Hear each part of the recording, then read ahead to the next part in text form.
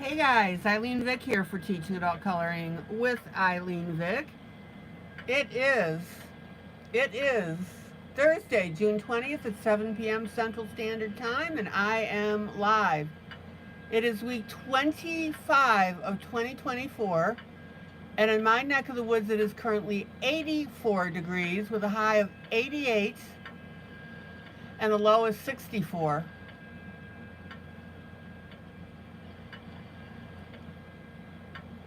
Welcome to my broadcast. I'm here for the next 3 hours for coloring, companionship, chat, friendship, giggles and laughs, pretty pictures, and, of course,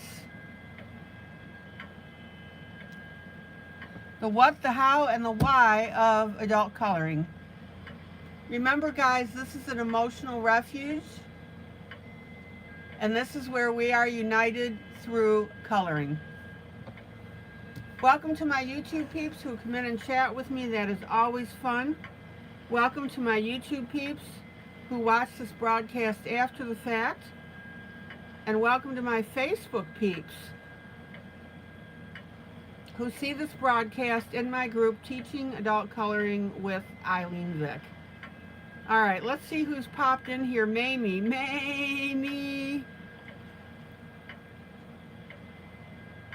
Oh, Emily, thank you.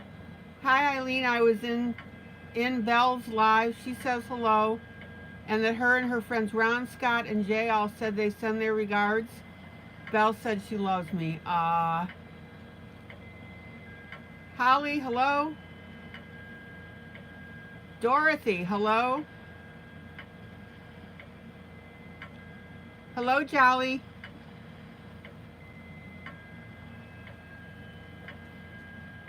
And welcome to Kathy Woods. Hi, Kathy.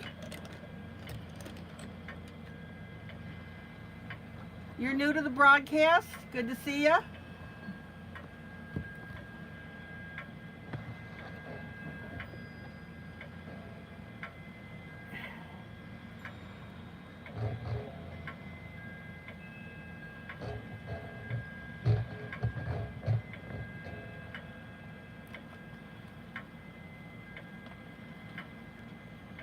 I hope everybody's having a decent day today.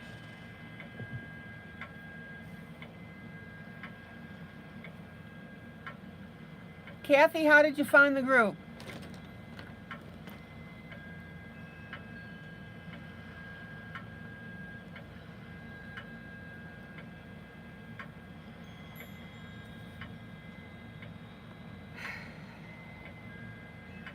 Holly, yes, I got your message, but you sent it to me in general chat. You need to send it to me. Oh, Darla sent you, Kathy. Holly, you need to send me the message directly to me. I can't send out books to people who don't contact me directly. I replied, but apparently you didn't get it.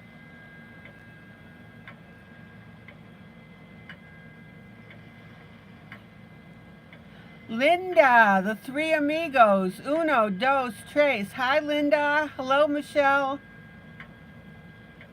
Hi, Wally. Okay, so the format of the broadcast. We do a buddy coloring. This is from one of my books.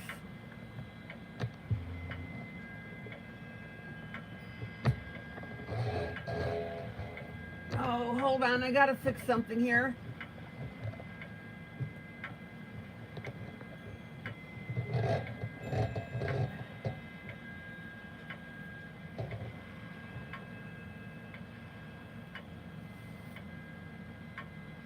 Holly, just look up my name on Messenger. Look up my name on Facebook, click on send message.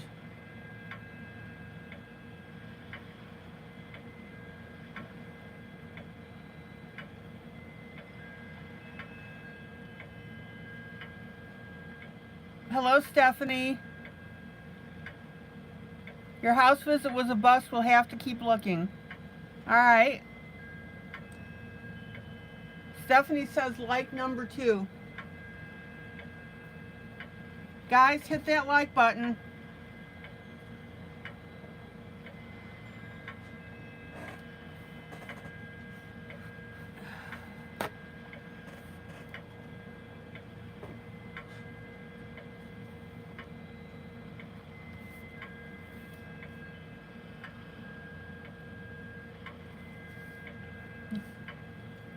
Stephanie, you'll get there.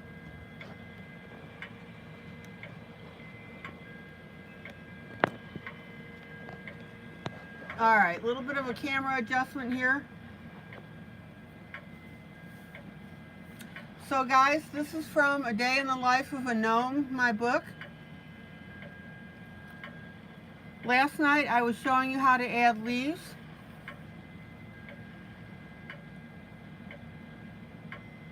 And we added these extra leaves that were not originally in the picture.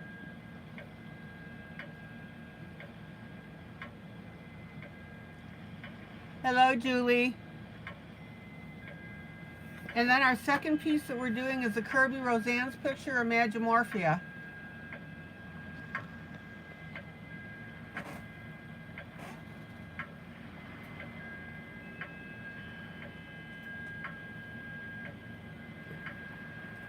And as you can see, this is starting to come along now that we're starting to identify the individual pieces on it. All right, let me set that aside.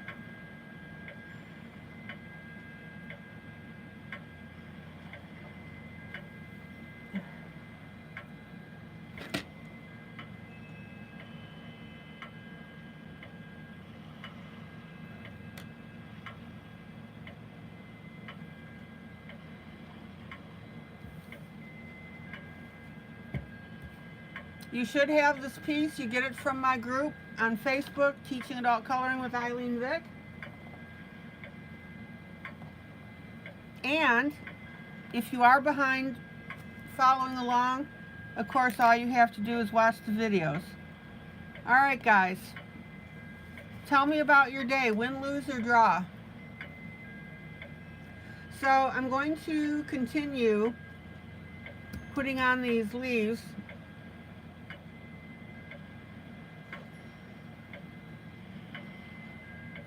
And what I'm using is a Sharpie. And this Sharpie is ultra fine. Emily draw, Julie draw. Okay.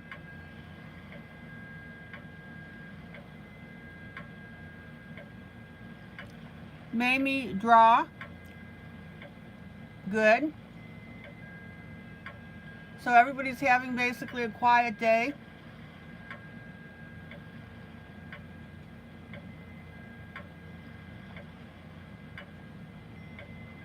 Dorothy draw.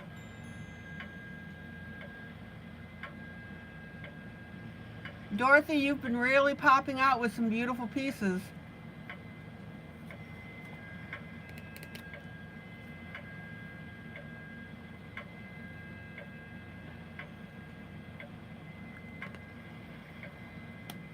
Stephanie lose. She's bummed out about the house.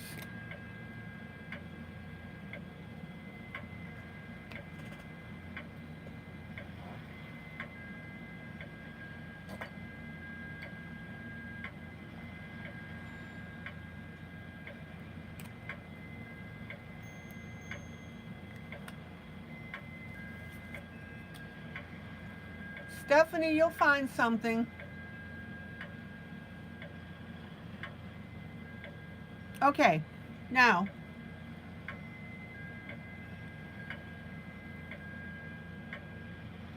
hello, Jolly.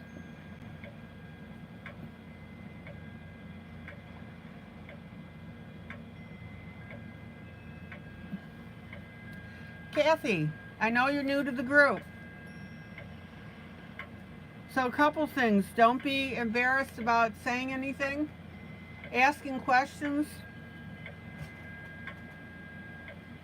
For example, if I'm working on an area and you need me to zoom in, I will be more than happy to do that.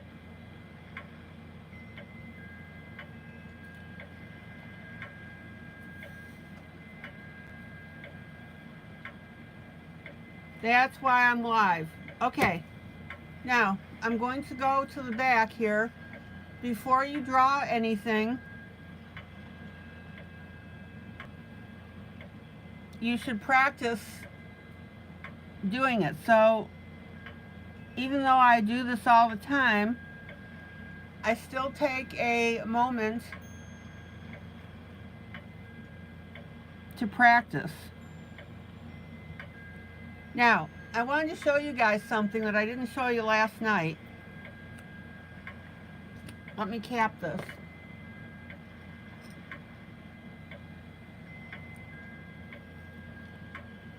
Drawing a raindrop, let me show you the difference between a raindrop and a leaf. That's a raindrop.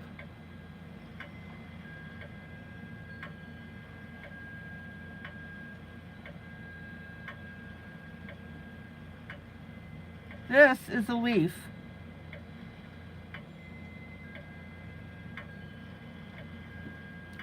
See the difference? The raindrop has that little addition at the top.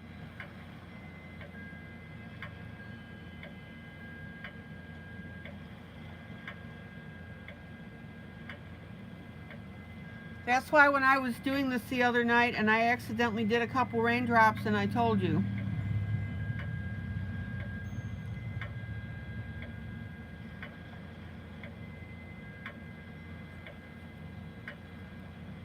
Our leaf is fatter and it doesn't have that little tail at the top.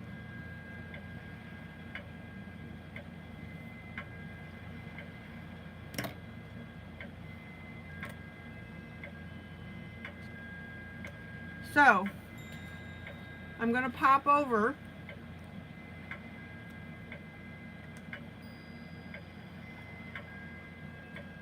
and I'm going to start adding a couple leaves on these other two lines that I put in. Now, I am going directly to marker. You should do your pencil first.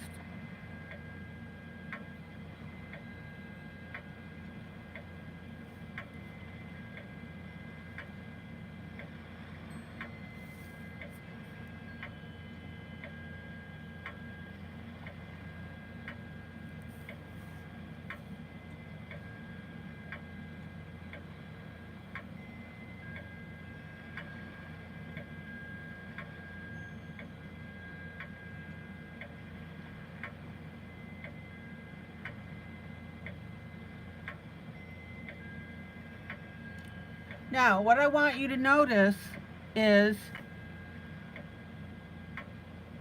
as we're doing this, you don't necessarily have to fill up the vine. So I've got two leaves right here on this shorter stem.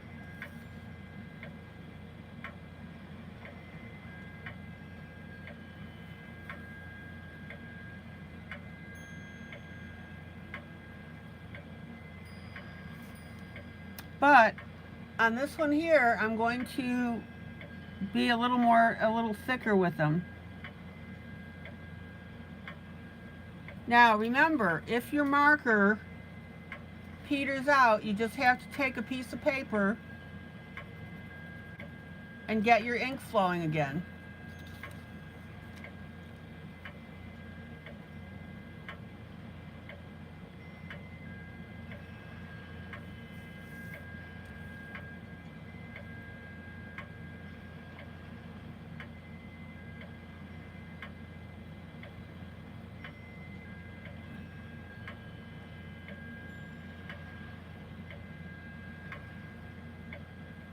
Any question about how I'm doing this?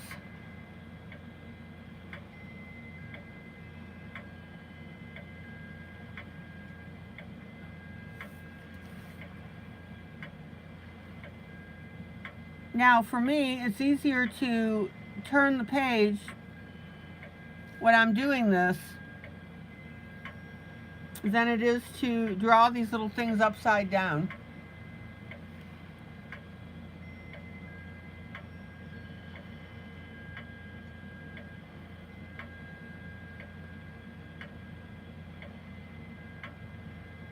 However you're most comfortable with it.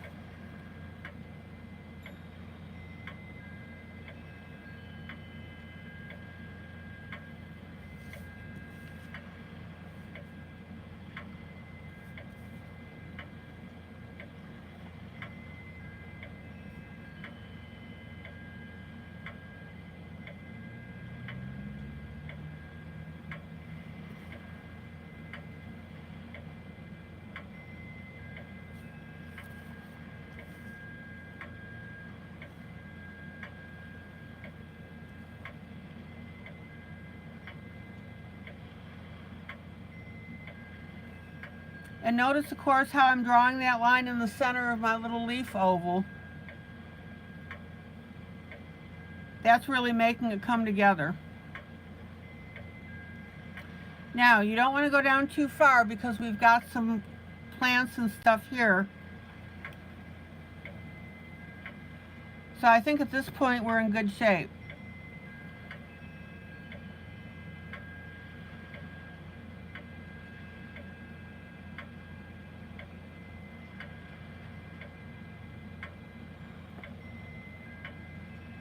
Now, I'm going to pop over to the right because I had added a little offshoot line right here.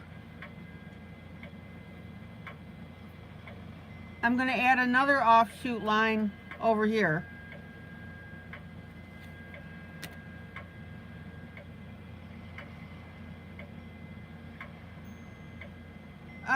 Sandy, actually that's okay because, well, you can do this one or two ways. You can color in the stem and put your leaves on top. Yeah, and that works. Okay, don't worry about it.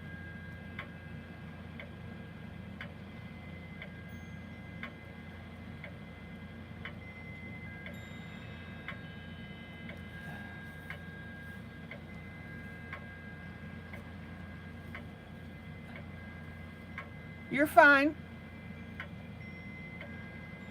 When I get to an area that you can color while I'm broadcasting, then you can start coloring again.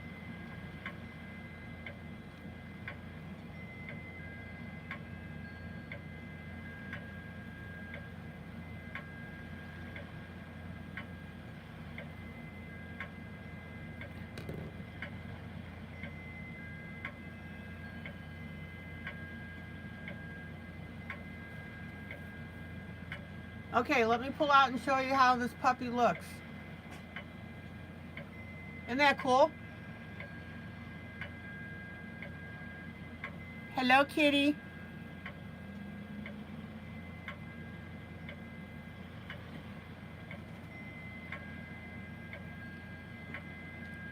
And Sandy, as you're coloring this piece, I don't want you to feel rushed to catch up.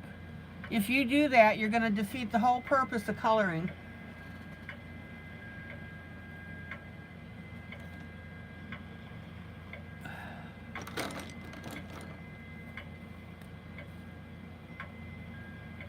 Okay.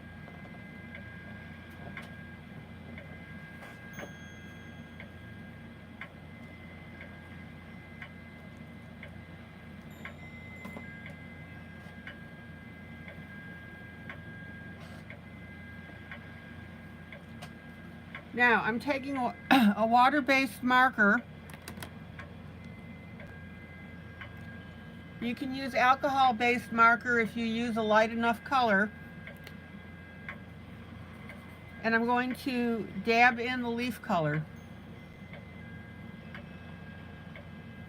Now, notice that the word dab is the operative word here.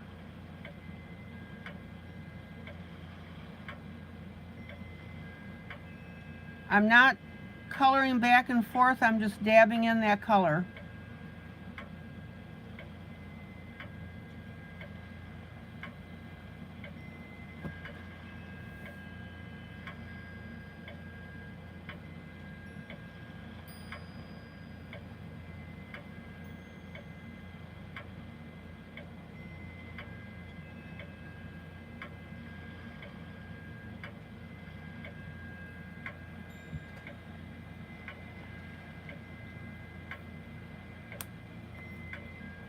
Look how cool this looks.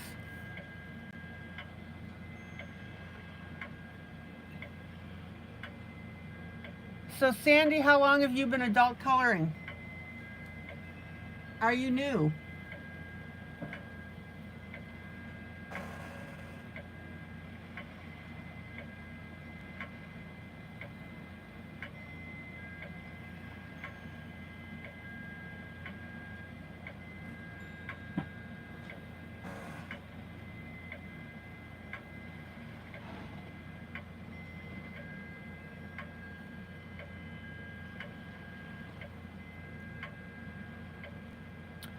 Okay,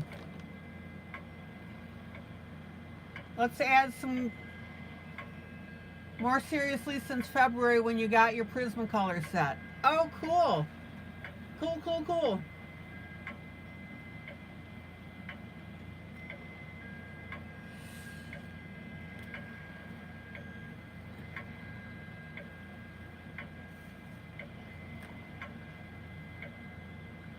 Okay, so let's go ahead and put some vines on.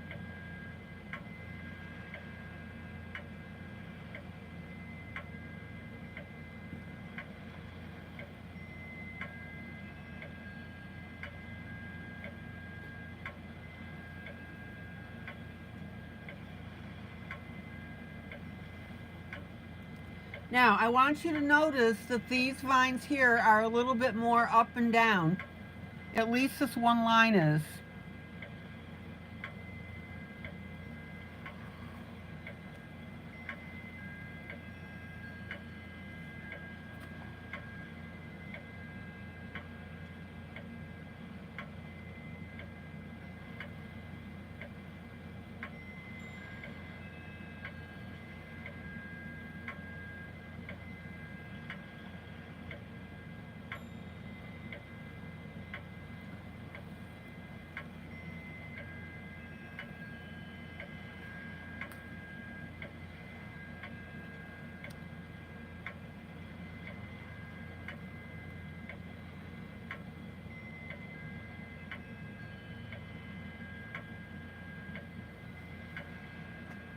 So I'm putting my lines first.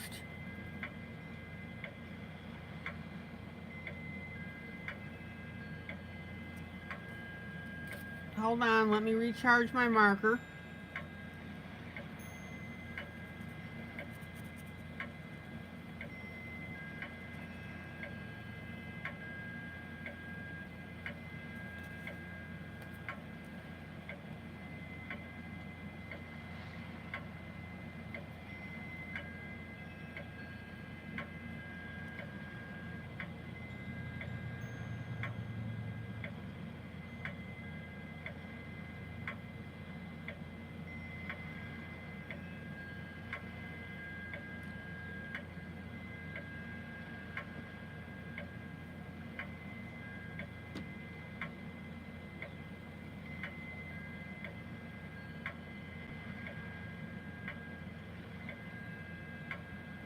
I'd say that's looking pretty cool. What do you guys think?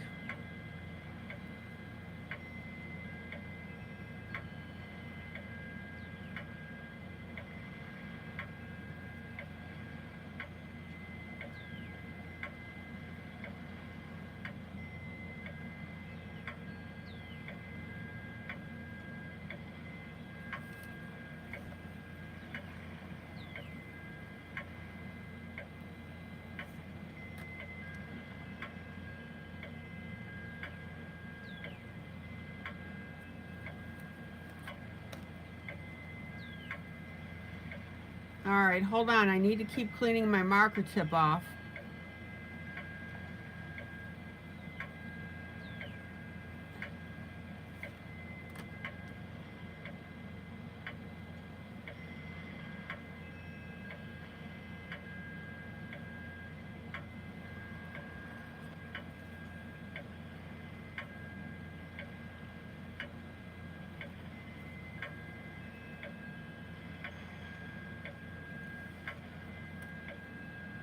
Okay, let's make some leaves.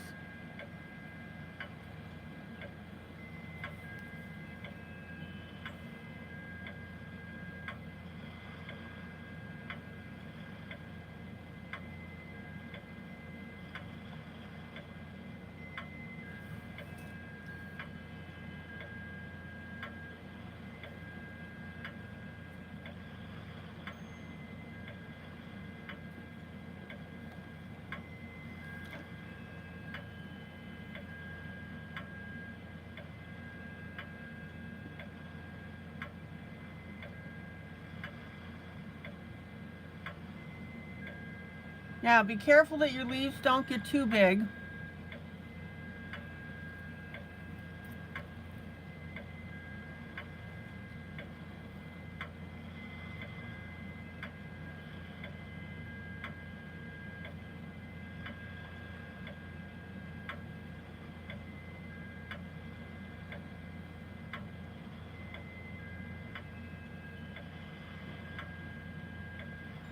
Now, another way that you can recharge your marker is to take the tip of your marker and put it in your paper towel, and that will pull the ink out and that'll clean that tip. That's a little more efficient than just rubbing it on paper.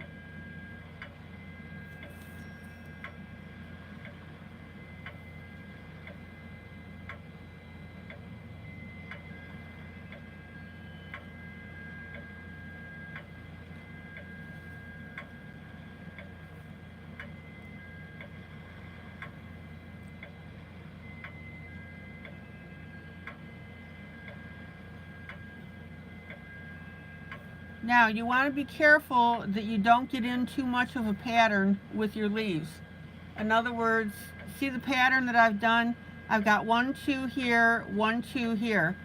So on this side, I'm going to make it an odd number.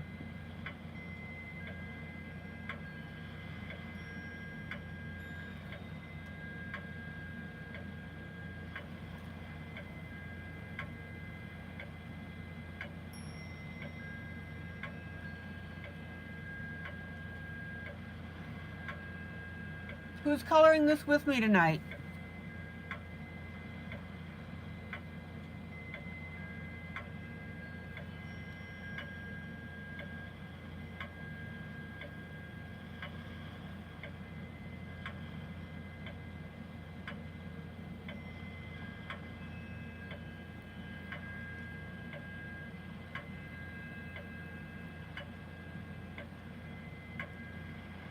Okay, Jolly, you're coloring with me?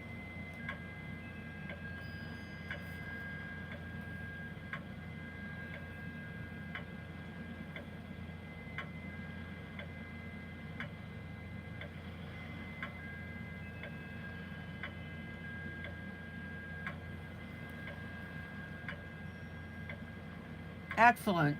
Linda, you're coloring with me?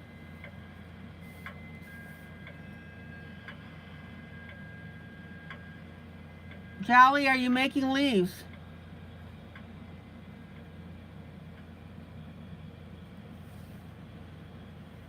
Amy, you're coloring with me. Excellent.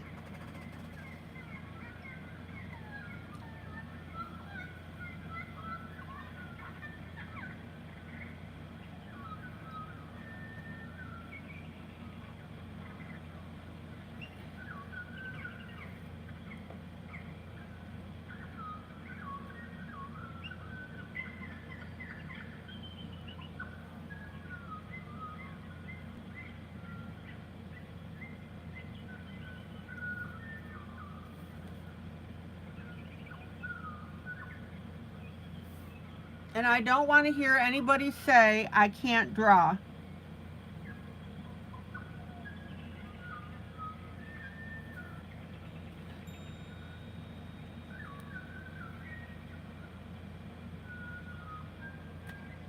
You can make a little teeny tiny oval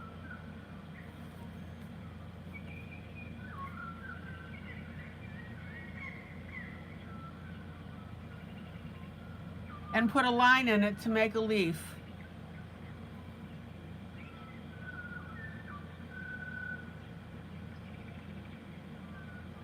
Oh, Stephanie, okay, thank you for letting me know. Oh, Sandy, that's excellent.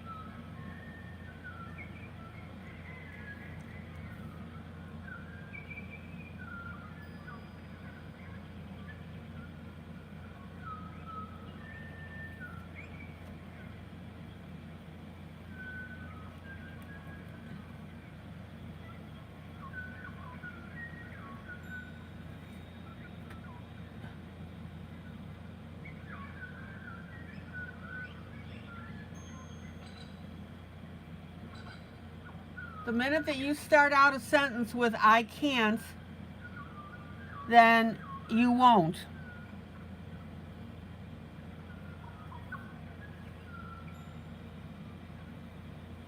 I break this stuff down into simple shapes for you, and And there's no reason why you can't add this.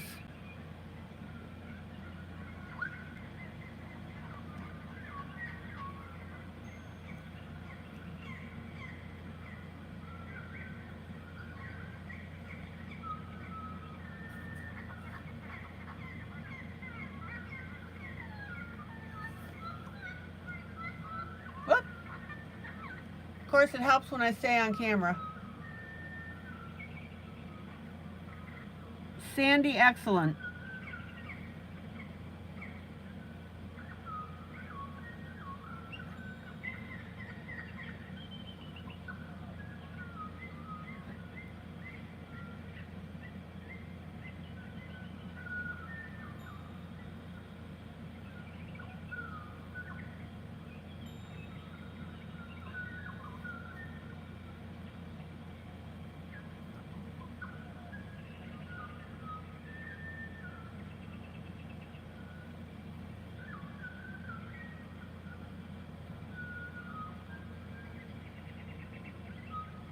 And Stephanie is absolutely correct. You can learn how to make simple shapes.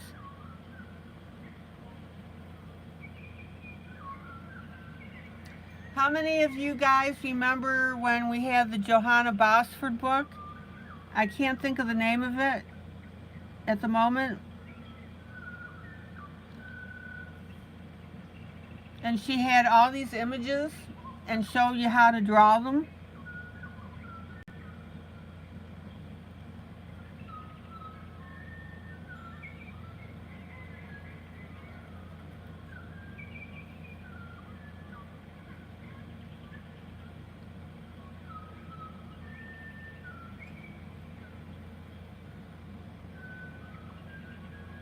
Yeah, Sandy, look at the way on Secret Garden that Johanna drew her stuff.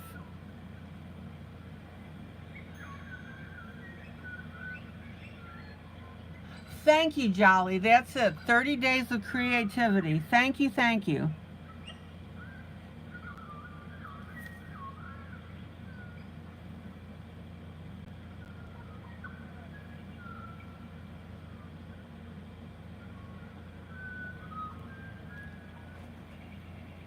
Remind me at 10:25 p.m. the Johanna Bosford book, 30 Days of Creativity.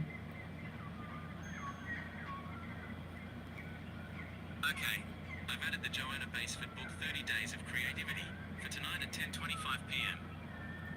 Stephanie, you've got Enchanted Forest. Yep.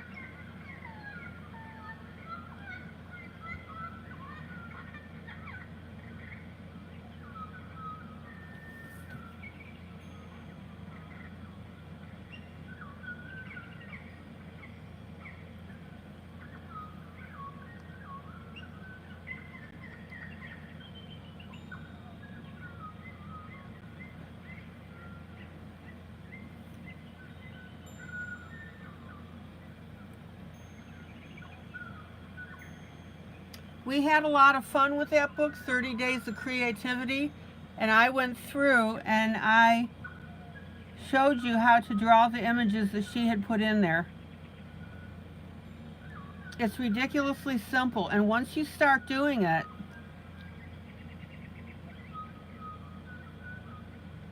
as with anything else, it becomes more and more natural.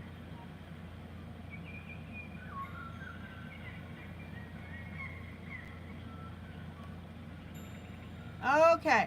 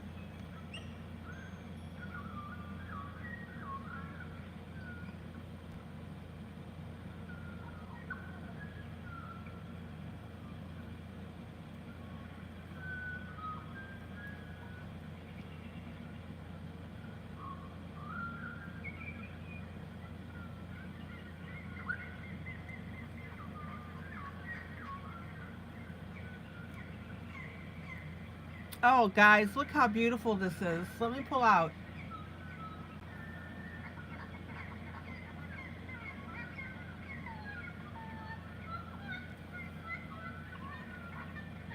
Trust me, nobody's going to look at your individual leaves. By making the general shape and putting the green on it, you've already planted that image in the person's mind that these are leaves, and that's what they're choosing to see.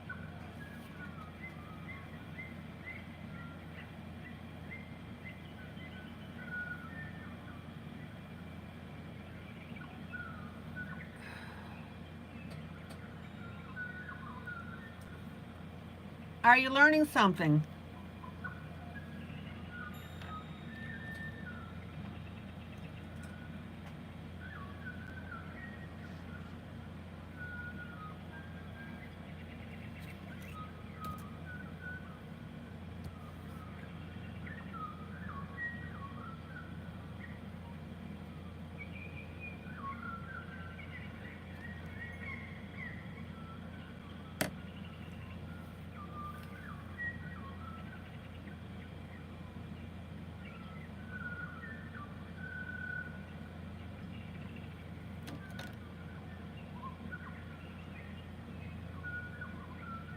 Are you having fun?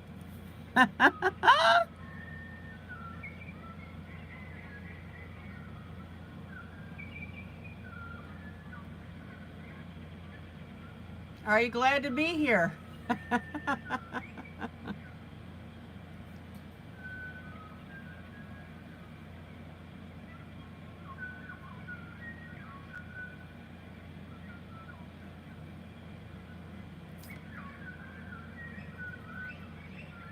Hello, Darla.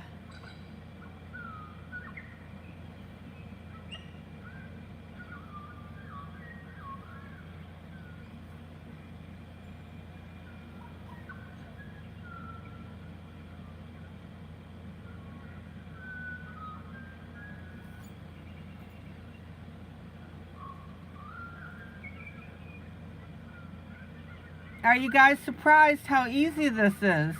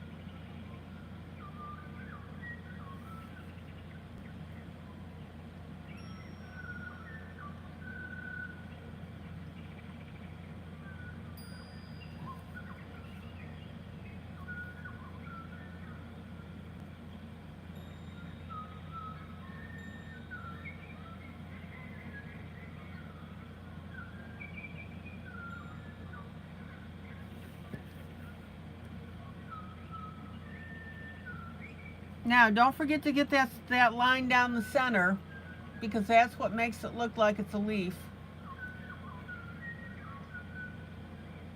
I know it's a little harder when these things are really small.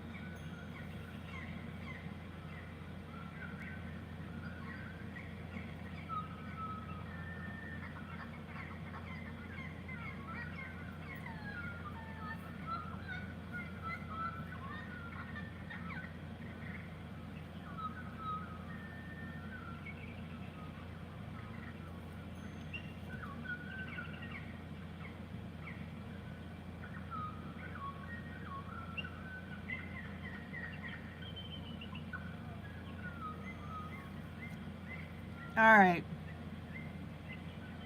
We are in good shape.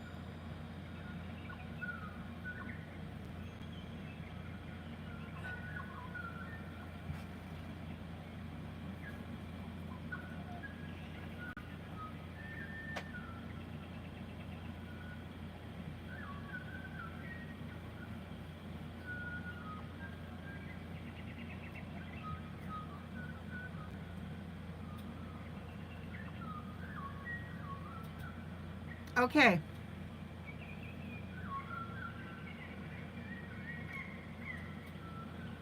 Let's move on to our next mushroom.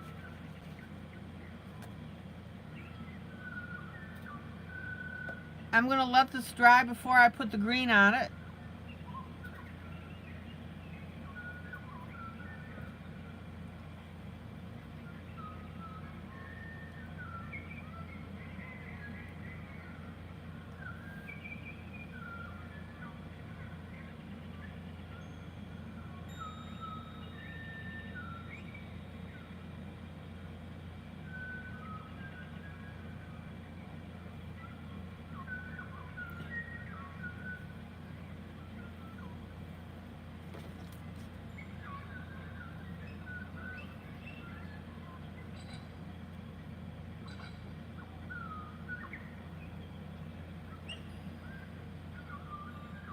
And as Stephanie said, if you put too much on there, it is going to be overkill.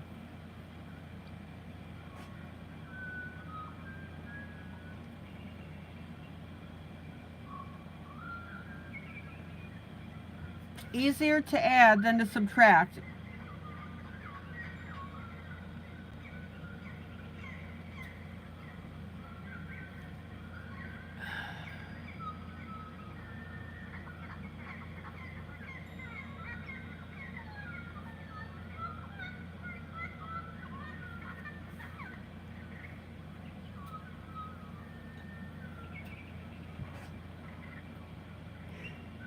But, oops, I don't know why my voice went high. But, Stephanie, I want this to be massively vine covered.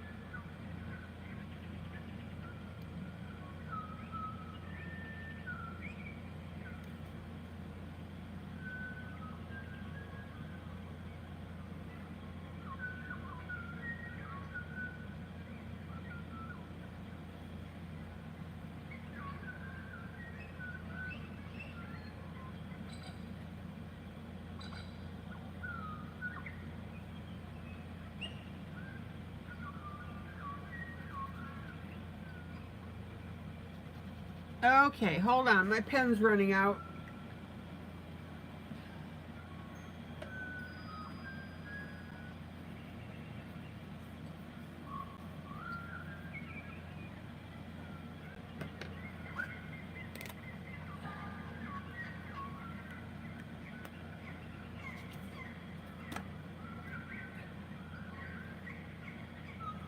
Well, Jay, hello to you too. How are you doing?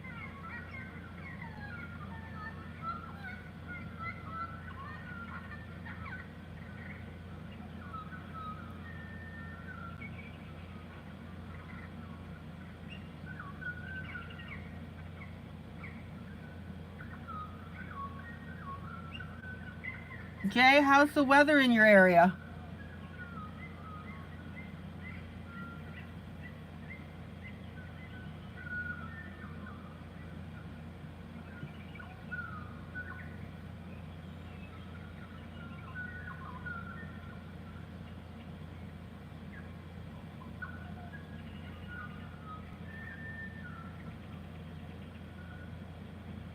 Hot in Nebraska.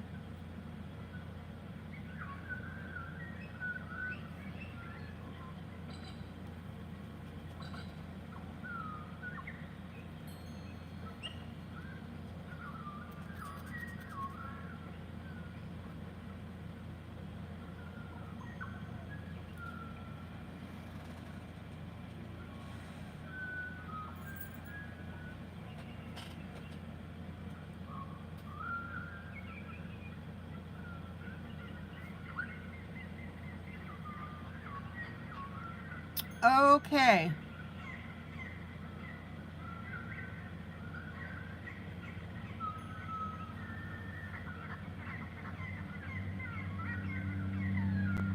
Sandy, can you use a Sharpie of Tombow to draw your stems and leaves? Yeah, I honestly I never heard of a Tombow Sharpie.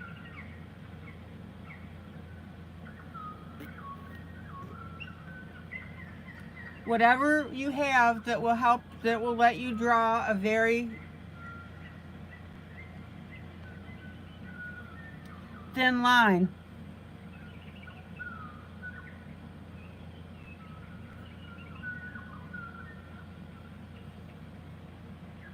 Dorothy, you forgot, oh, how to get to the colored picture for the books we buy?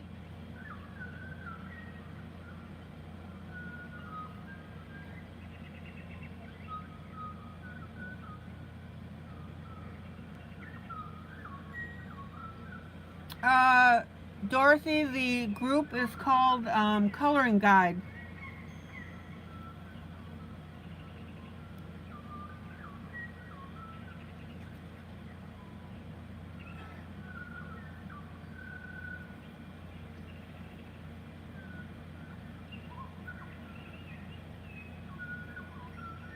So just put ILene Vick Coloring Guide.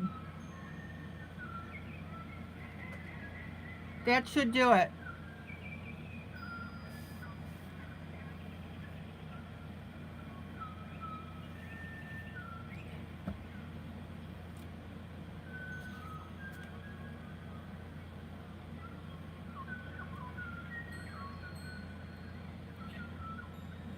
Okay.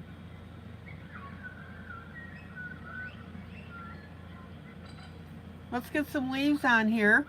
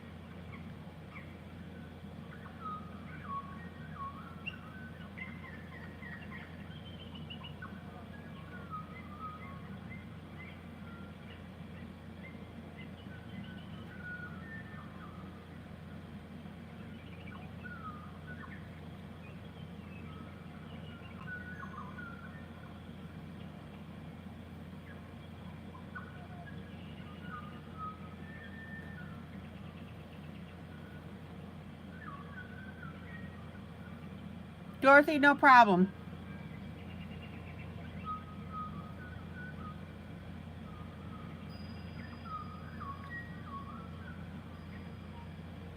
If you forgot, other people may have as well.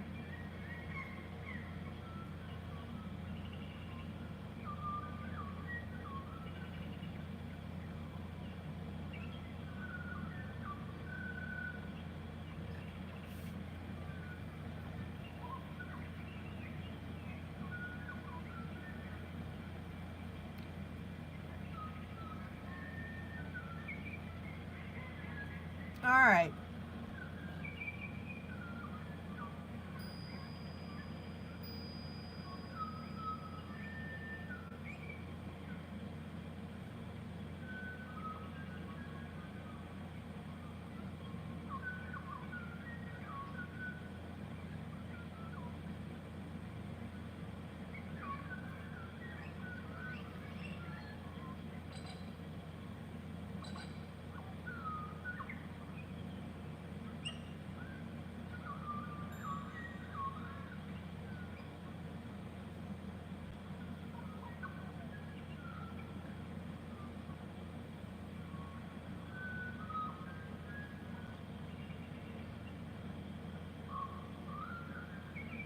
Yeah, that's right. Tombow is Japanese.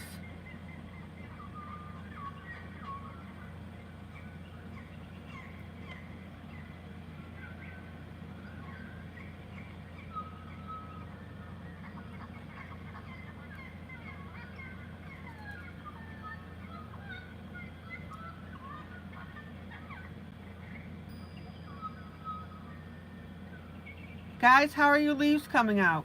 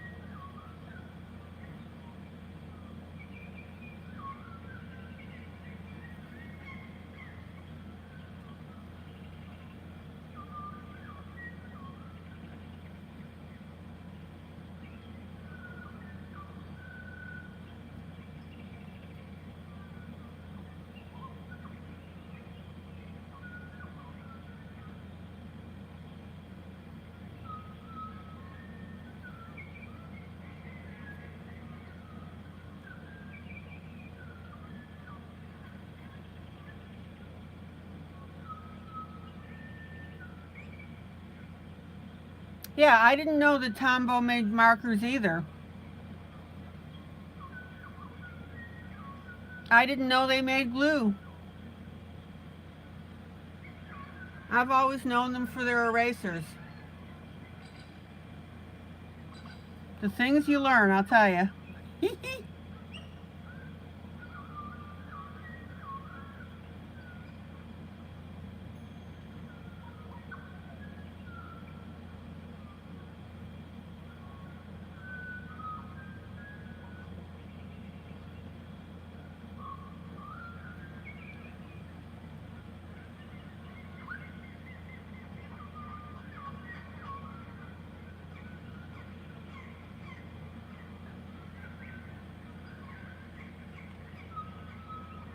Okay, now this will all make more sense when we get the green in.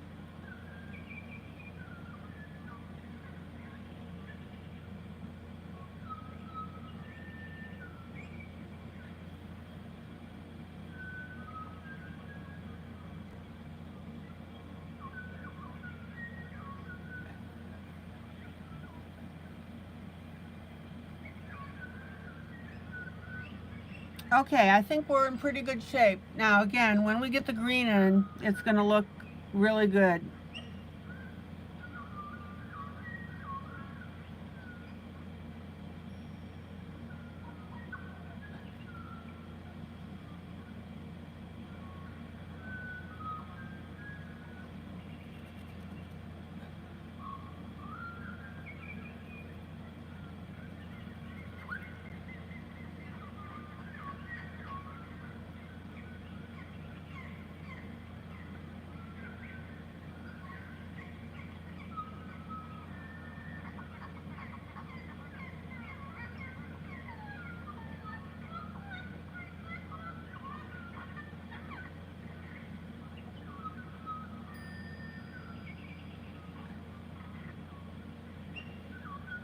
And don't be afraid to bunch your leaves together.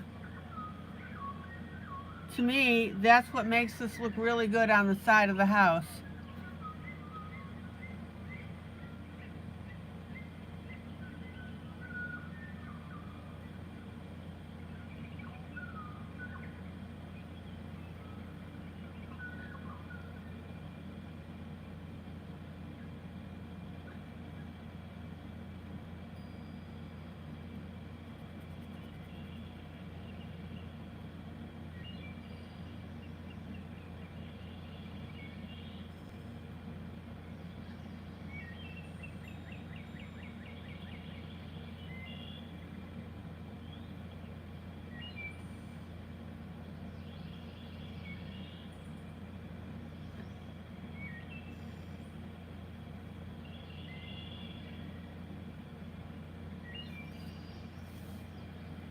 Okay, let me pull out.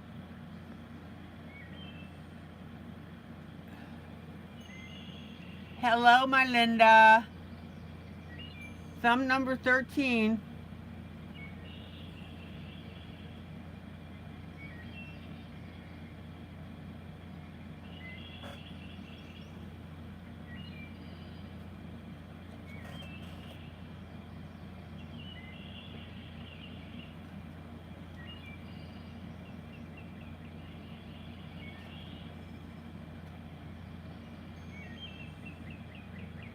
Now, I want to show you something. Sometimes, because of space limitations, when you're drawing your vine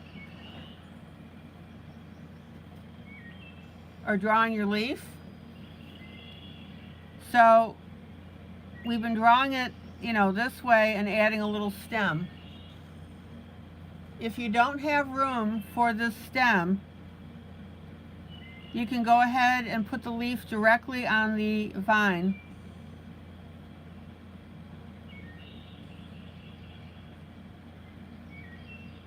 Either way will work.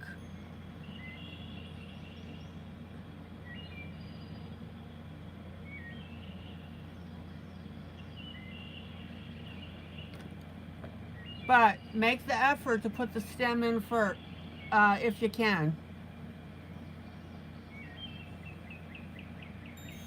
All right.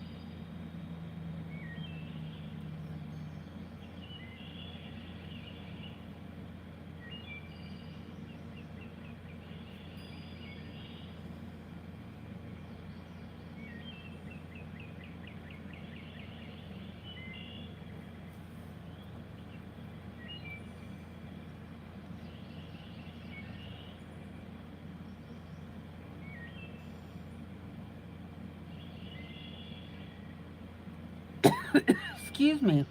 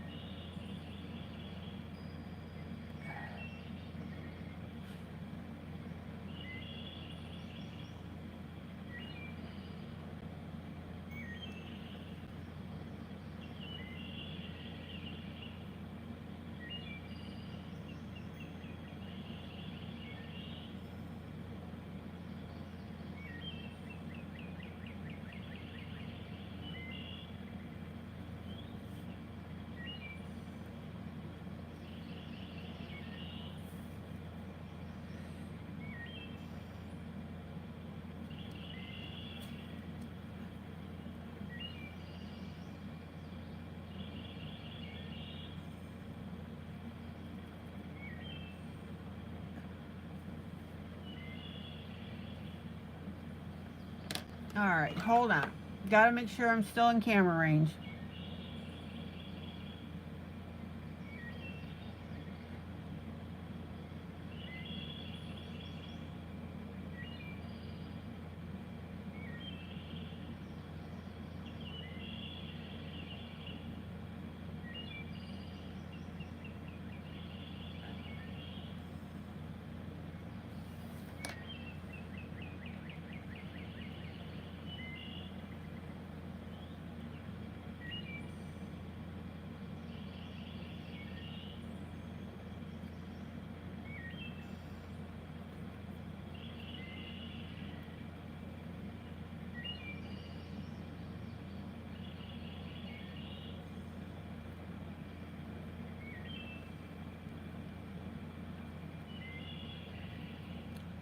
Okay, any questions?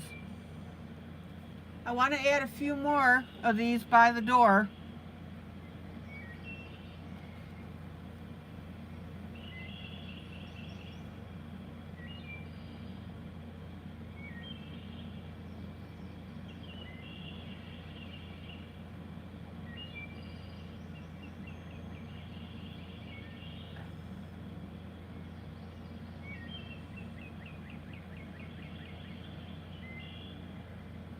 Let's see.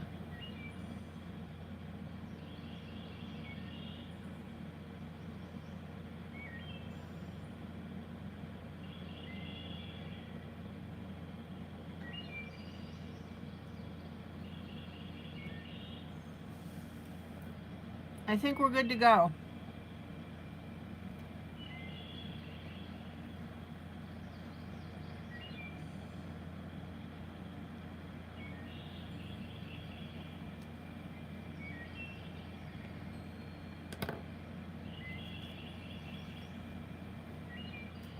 Green marker.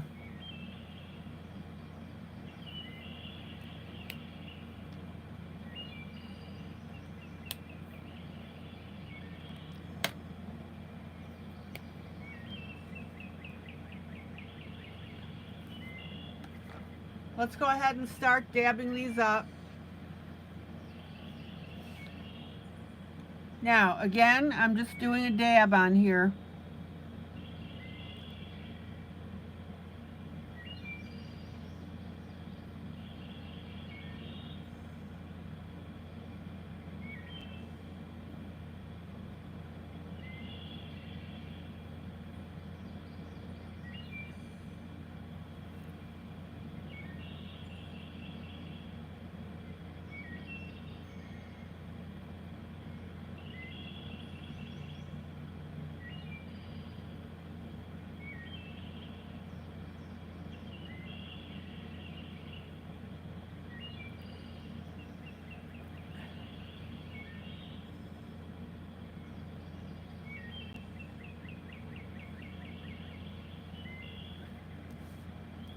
Look how cool that's looking, guys. The thing I want you to keep in mind is this. When you're doing something like this, it can look wonky. But you need to keep the end goal in mind.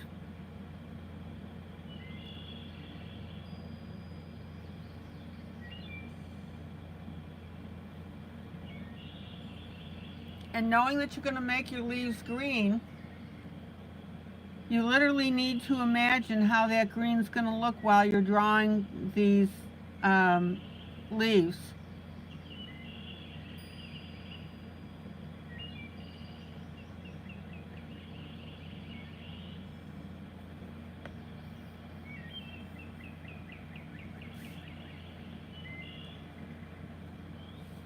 And once you do that, it'll come together for you.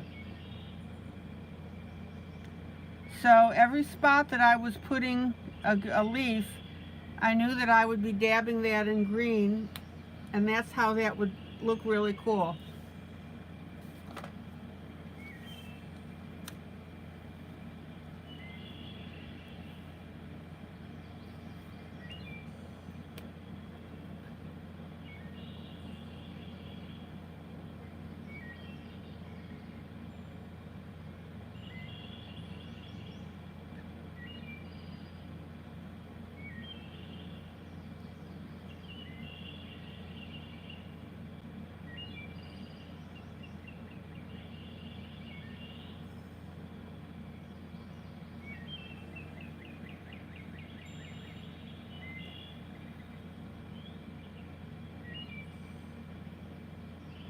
Coloring is all about having a vision of how something's going to look.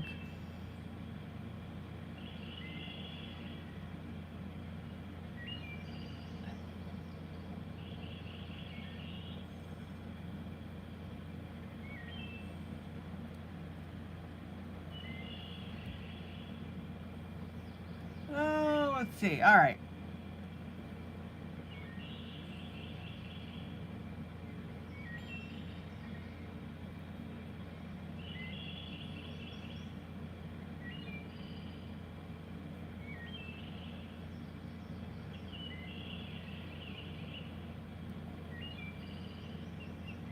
So Amy, I love yours. I put some on each of my mushrooms, not as many because they make me nervous.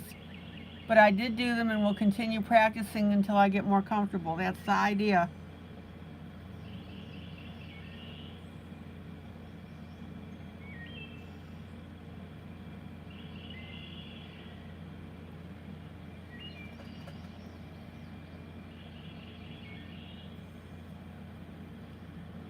How cool is that?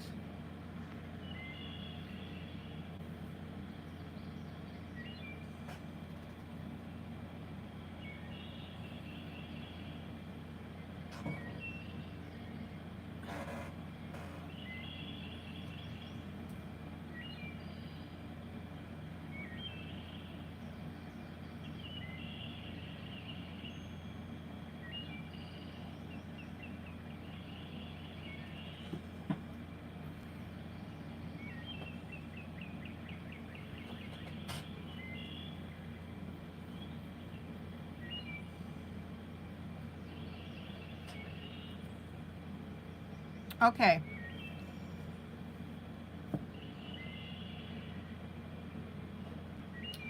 Now on this mushroom here, happy Thursday, happy Thursday, happy Thursday, happy Thursday to one and all. Hi Maggie.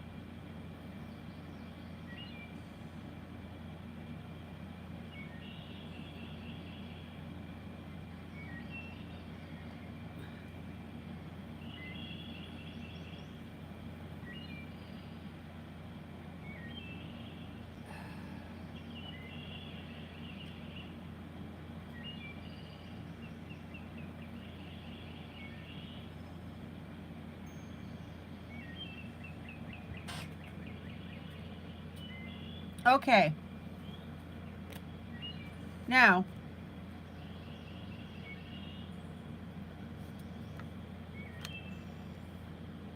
on this mushroom here,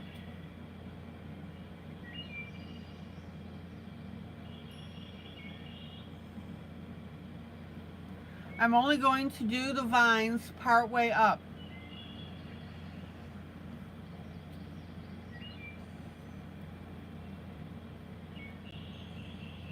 Now, I want you to listen carefully to something I'm going to say here. when you can show action in your coloring, that makes all the difference in the world.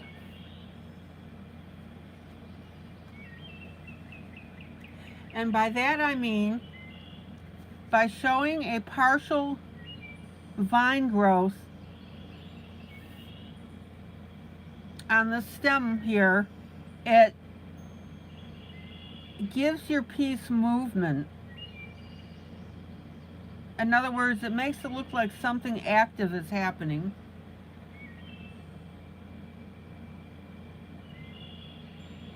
And when you can do that, that makes your piece really interesting.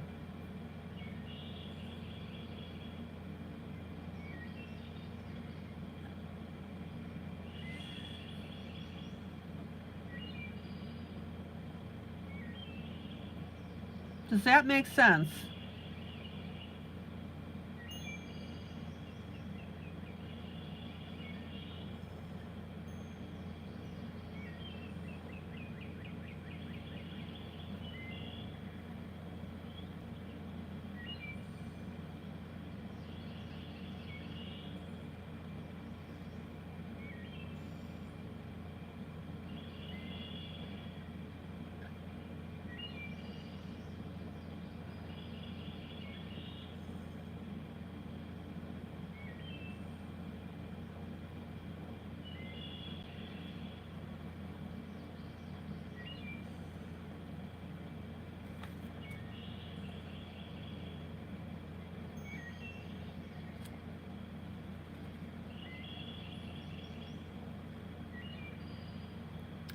So for this mushroom here,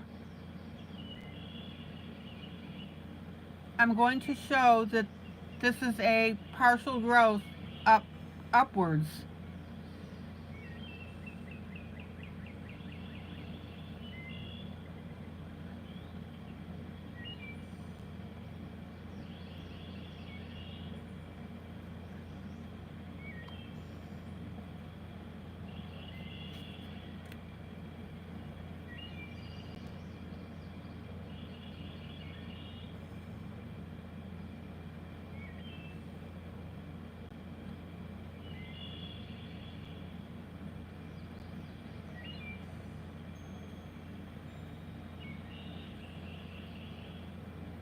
Now, once that dries, and actually it does dry pretty quickly,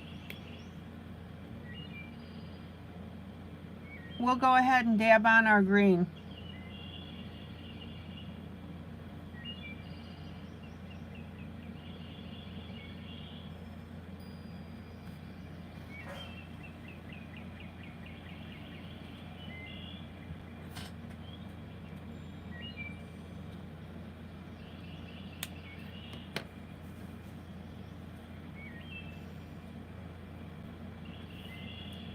Okay, one more area for leaves, and we're done with that for the moment, but I want you to see the overall effect now.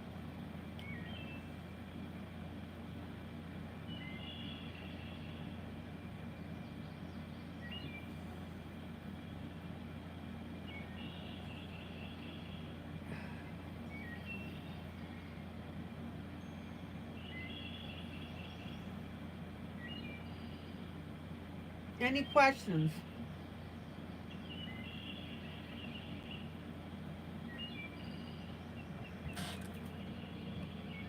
Okay.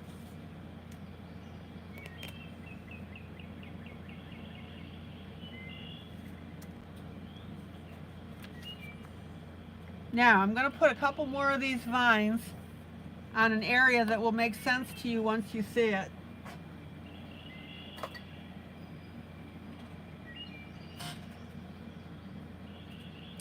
And that's going to be around this railing.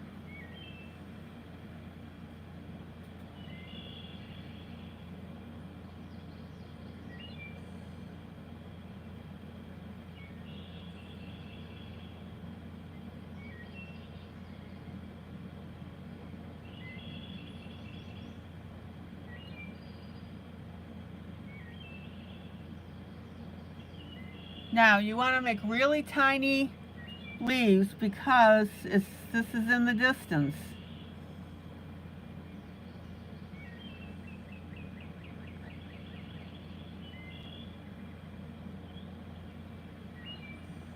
And we want this to look like this growth occurred up the, it's a kind of a dilapidated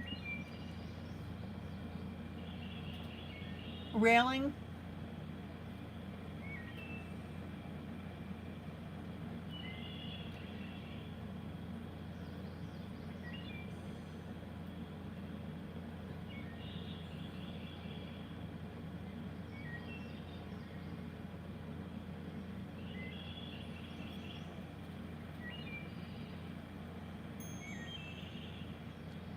Does this make sense where I'm adding this last vine?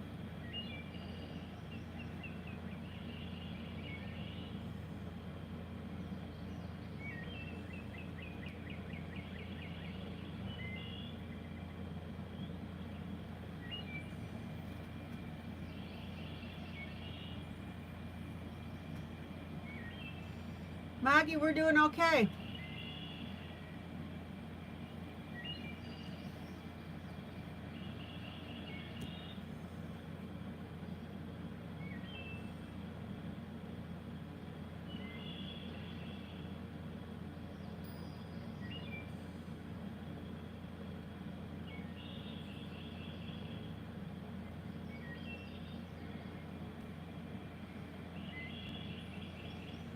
Look how cool that looks.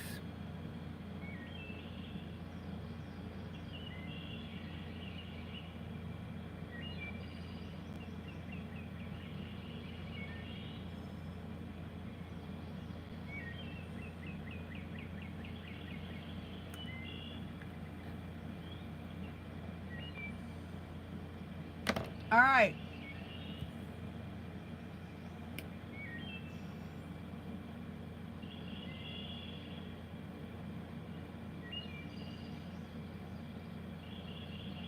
A little bit of green.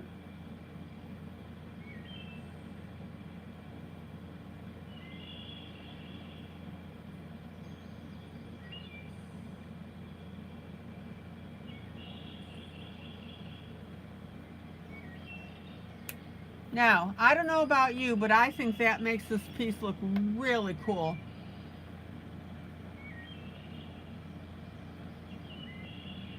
What do you think?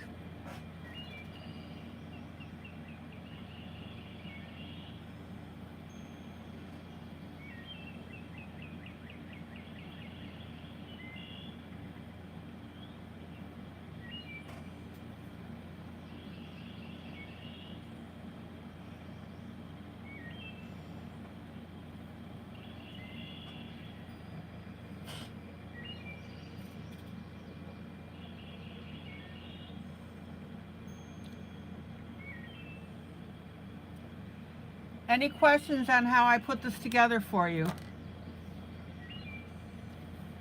And again, notice where it looked wonky when we were doing this and laying this out. As soon as we got the green color on it, it all came together.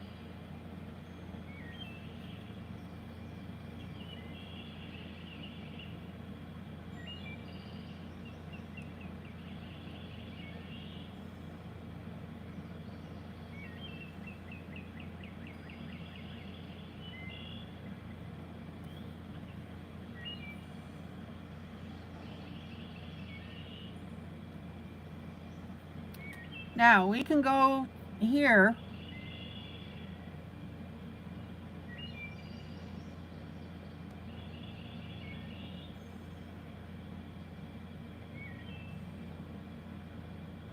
and put some teeny tiny leaves along this railing.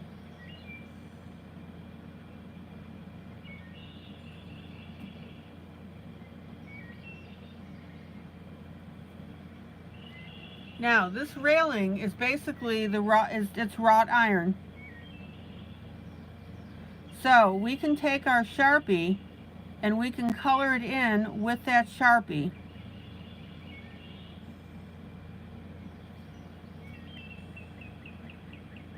It fits.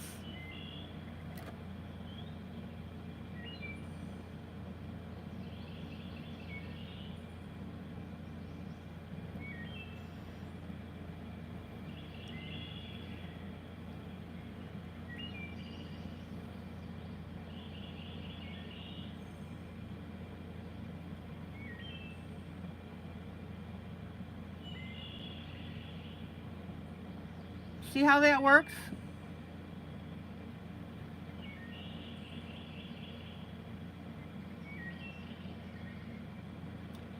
And I'm going to put some teeny tiny leaves along it.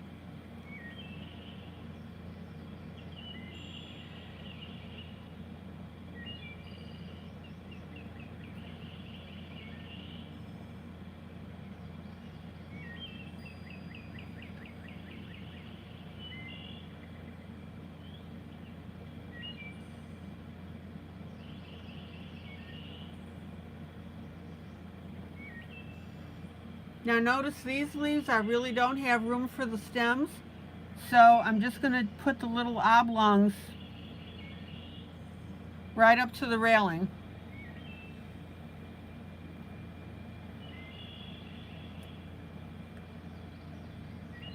And as soon as I add that green, boom, it's going to make a difference.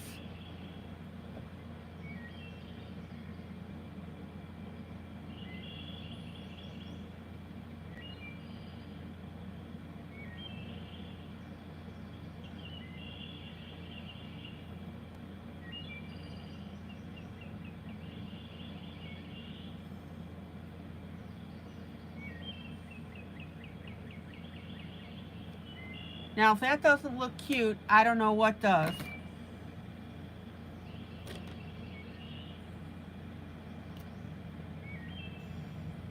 Now, we can pop up here and we can do the same thing with the railing.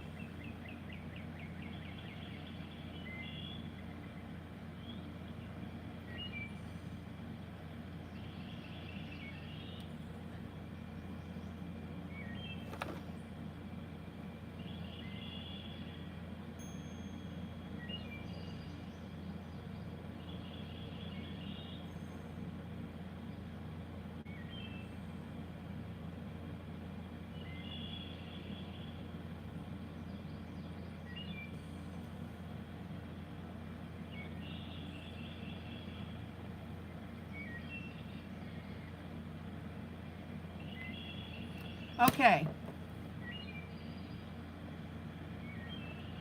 There we go.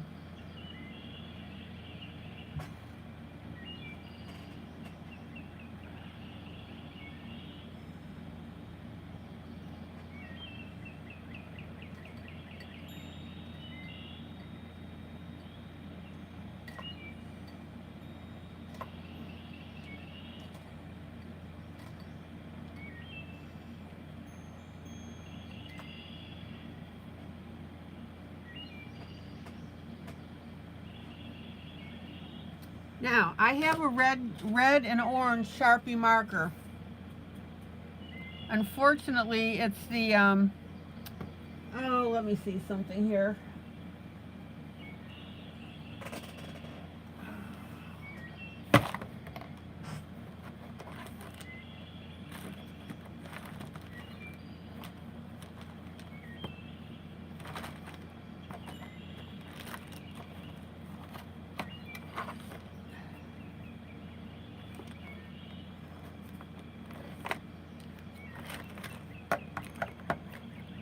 Okay, I'm going to grab my Ohuhu fine liners because I think that that tip on my Sharpie marker is going to be too blunt.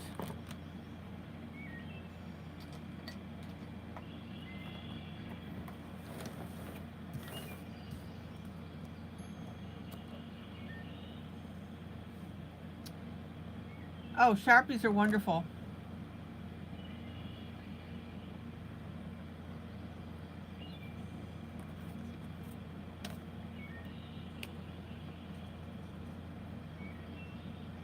Okay, Now I'm going to, let me see what I want to do here.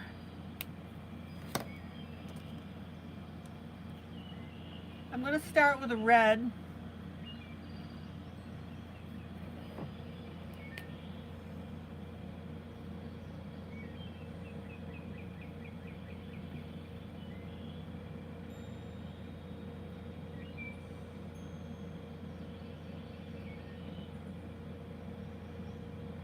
And I'm just going to dot in some flowers.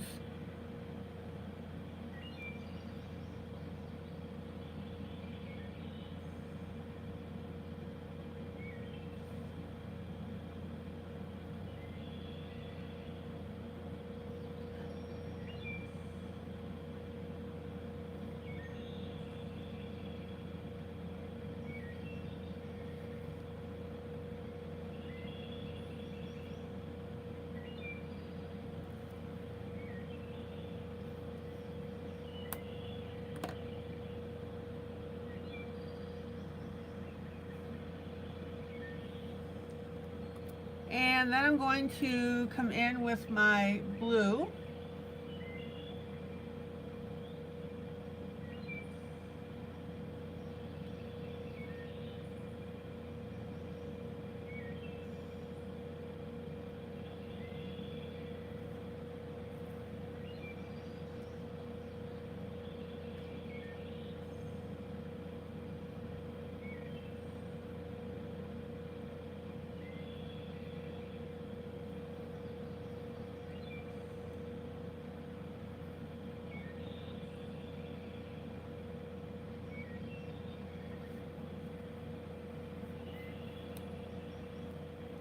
And I'm going to put a couple of orange in there.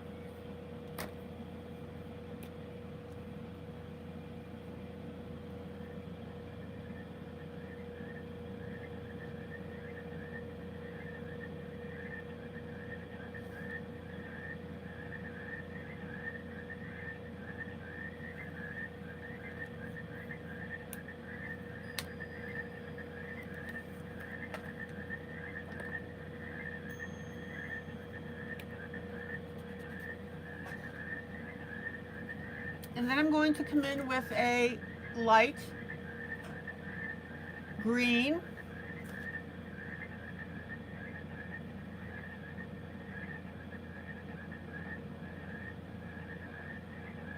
And I'm going to dot in my bush colors.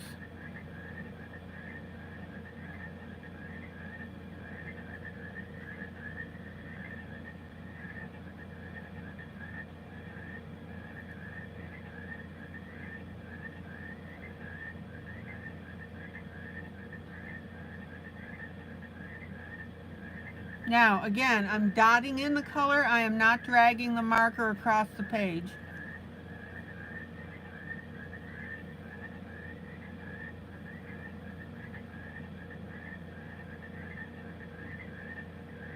And the reason that I put in the color of the flowers first instead of doing everything green is because I wanted those flowers to be the brightest.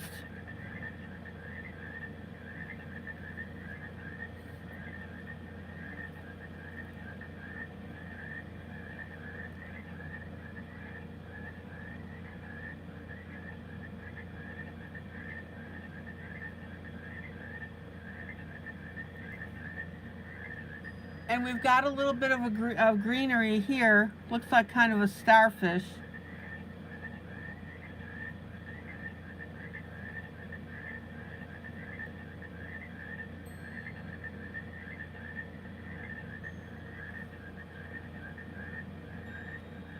Okay, am I done with the green? Yes or no?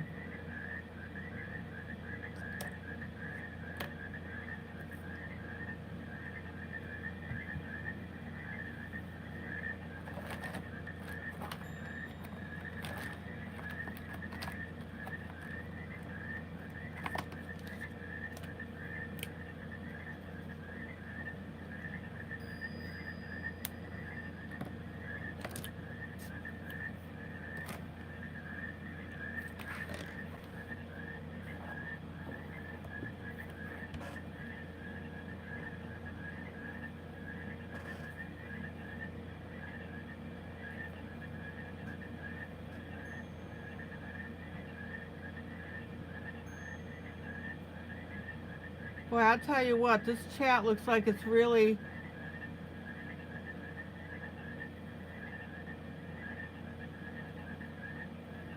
lagging. Guys, you might want to pull out, completely quit your YouTube app and then come back in again.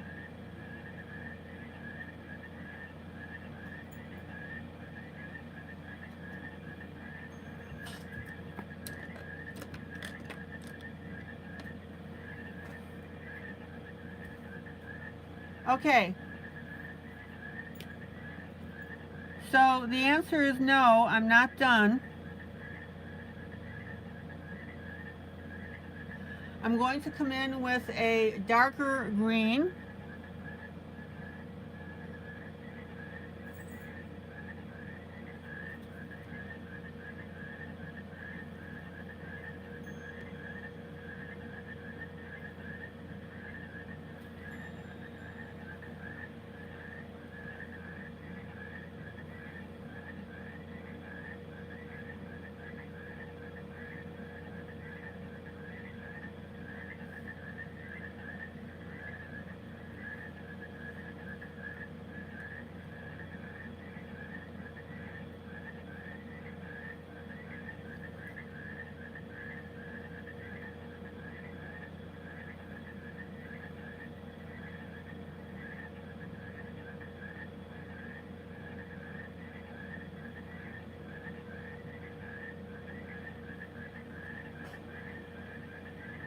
Check it out.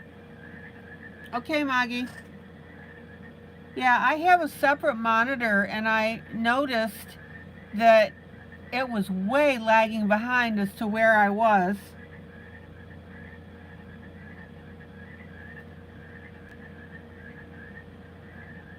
So you guys may want to pull out and come back in again.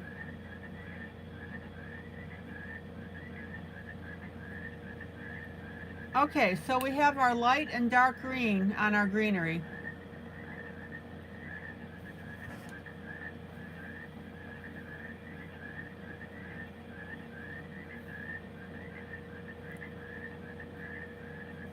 I think that's looking pretty cool.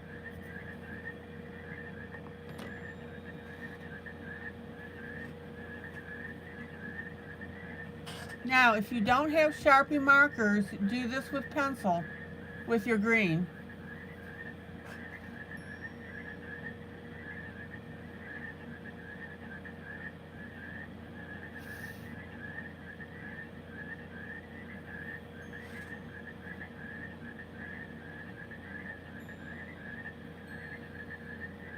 All right, one last thing I want to cover real quick. Excuse me.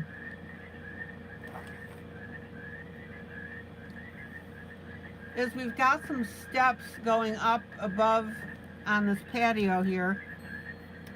I'm going to take a brown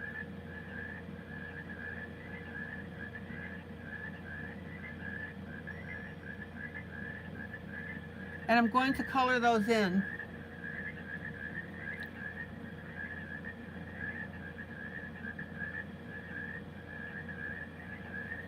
We'll take care of that later.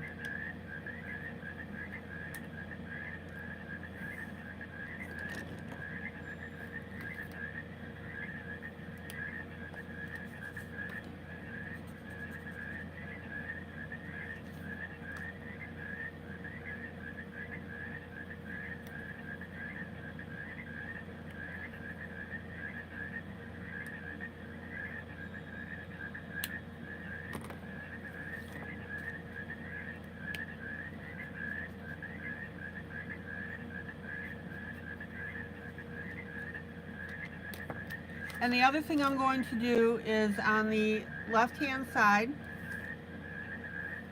I'm going to take an orange, a light orange,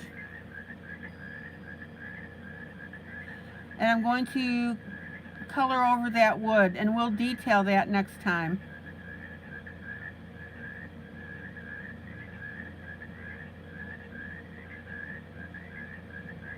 I'll add some browns on top of that.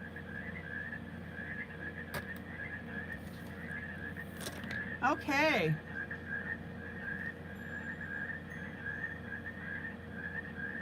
So what do you think so far?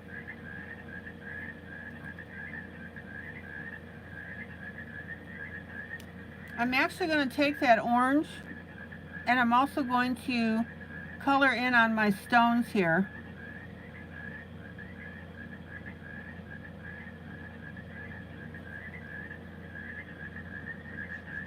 That'll make this look really cool as well.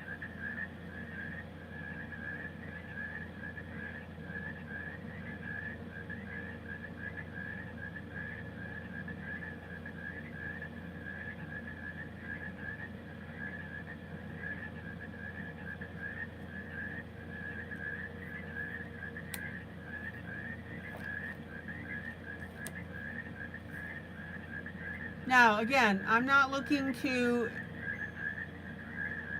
ask you what you think of my work. I'm asking you as to what you think as to how you're doing these steps with me.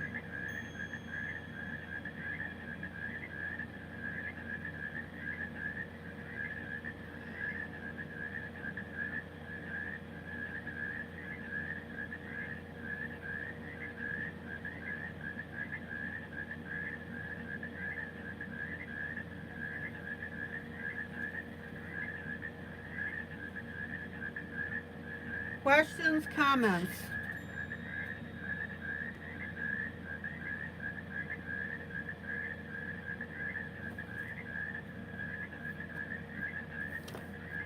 Now, for that matter, Amy, you're feeling good? Okay. So that wood color that I did this orange,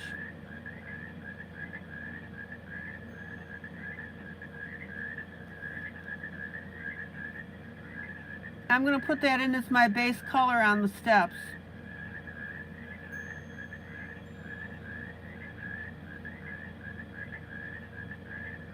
Check it out.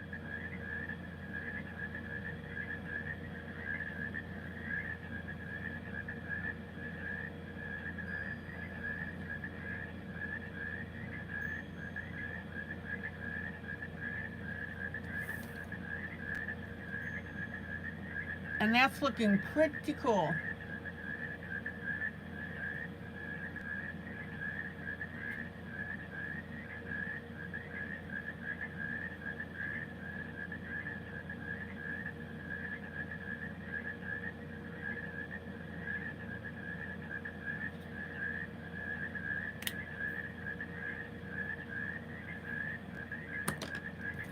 Okay. Anybody having any problems following along with this with me?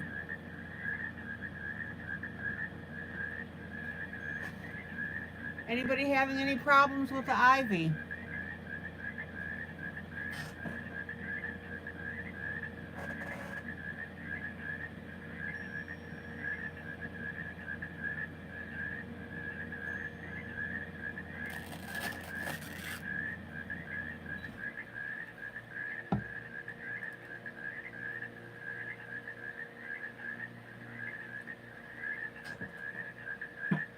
All right. Imagimorphia.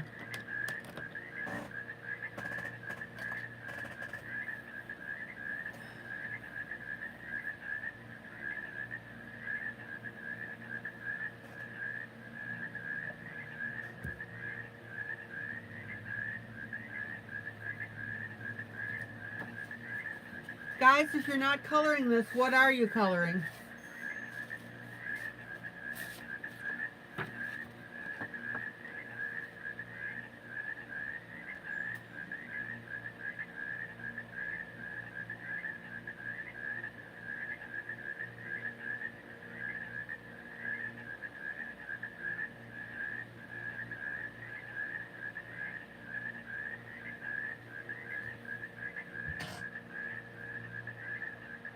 Kitty, you're working in your blue book. All righty.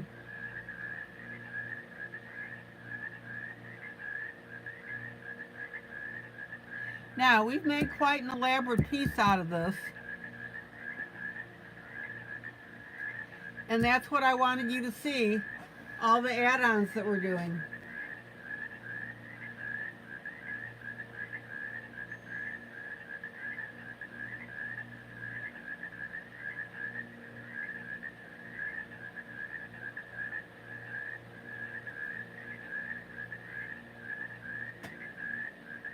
And I think it's looking pretty cool.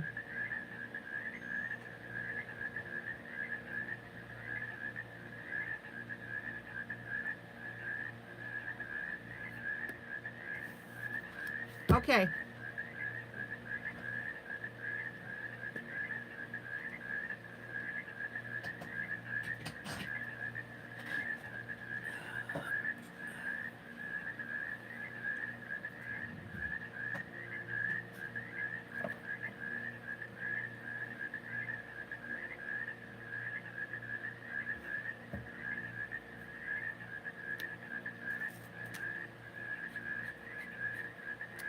Now, we've got a pretty busy piece on here, and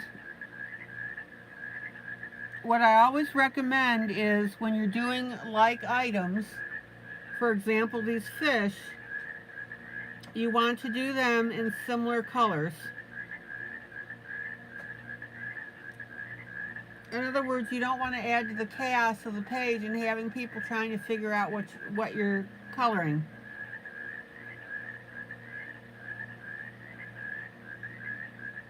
So we've got 1, 2,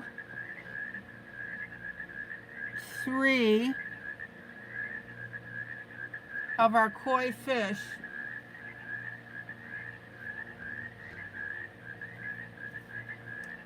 And I've been basically putting them in orange.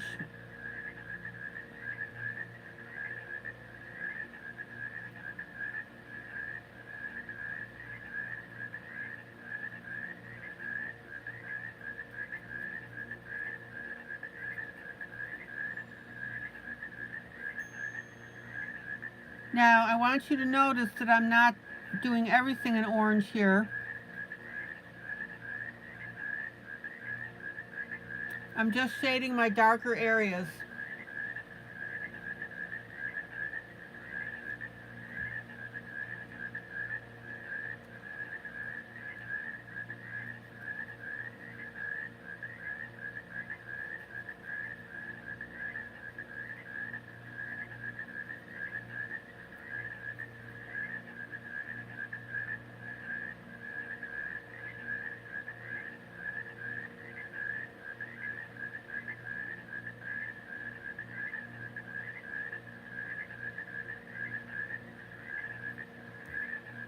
All right, let's get this down here.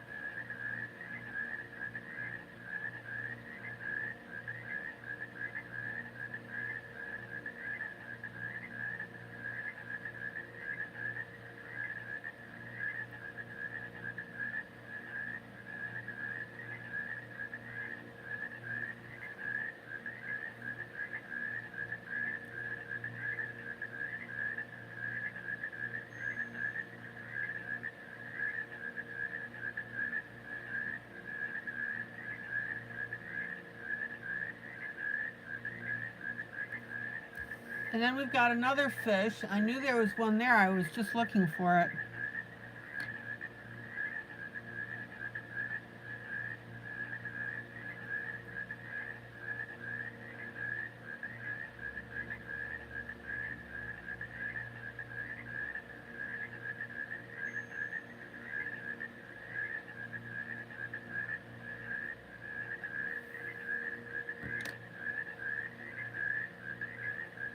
And then we've got another fish to the right here.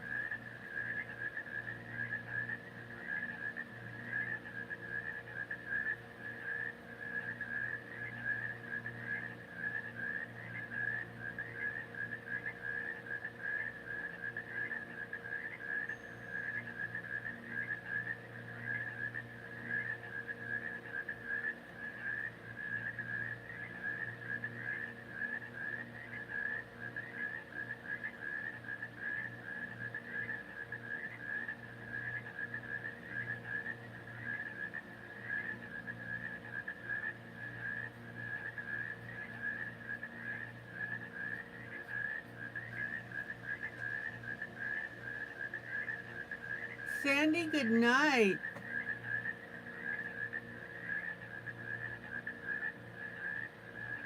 Sandy, do you have a copy of the Mushroom House?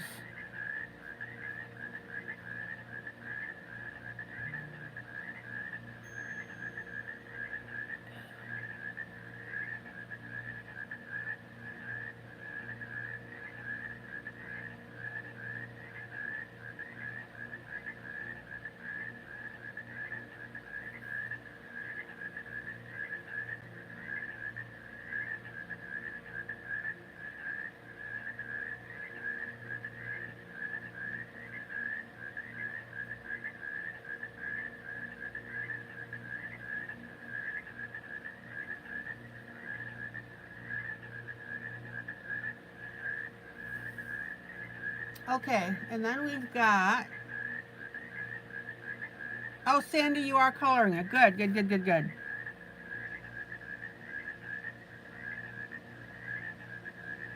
Now, I want you to notice that for the moment, I'm just putting the orange on the scales.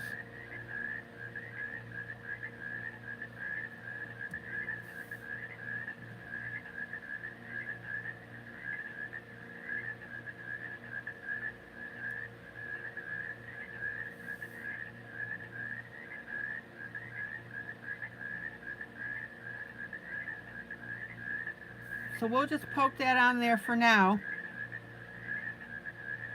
And I think that'll be enough.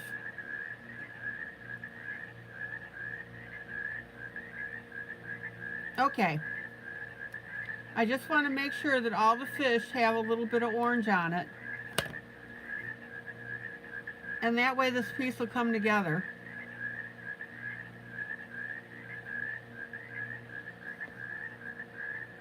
That's how that looks now.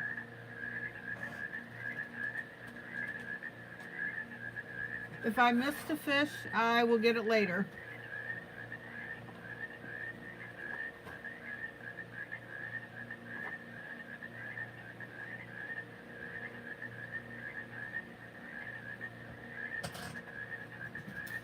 Okay, I'm going to look up a picture of a seahorse. I've got two of them on this picture here.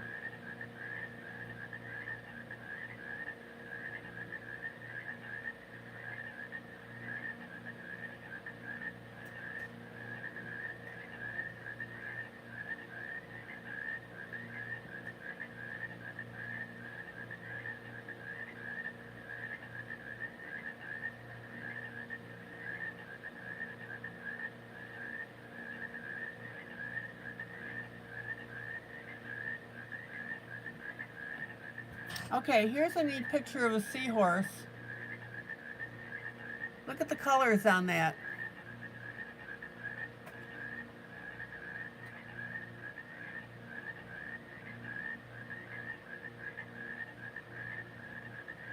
And look at the colors on this.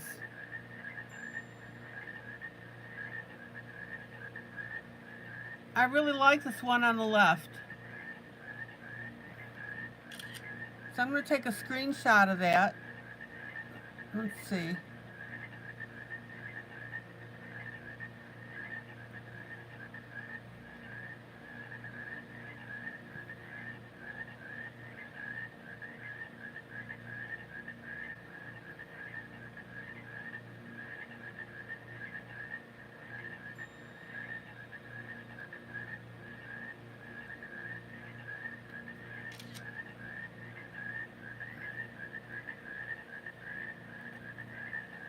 Amy, you're coloring the anchor and drawing things on it. Okay.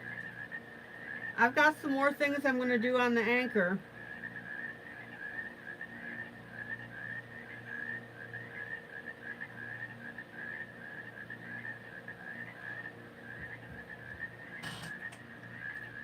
Now, what I'm going to do is I'm going to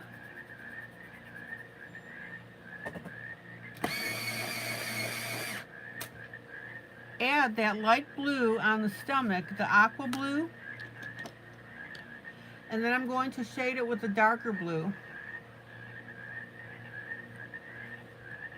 And then I'm going to do some color here on the back.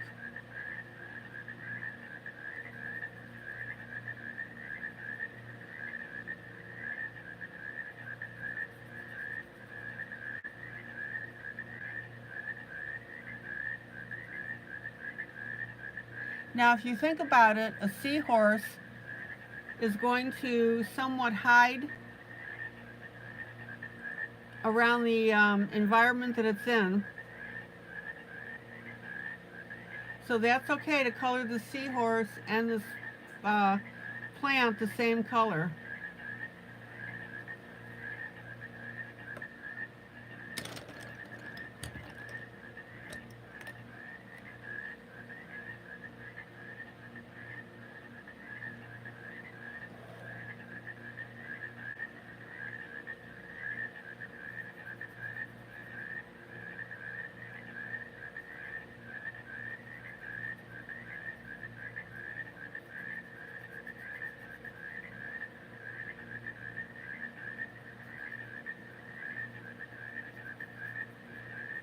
So there's my aqua. And then I'm going to come in with my darker blue.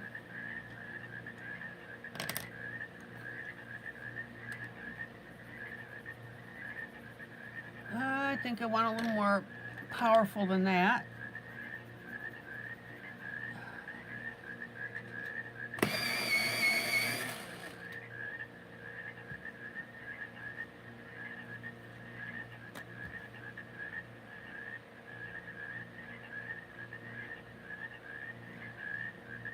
Hi, Brittany.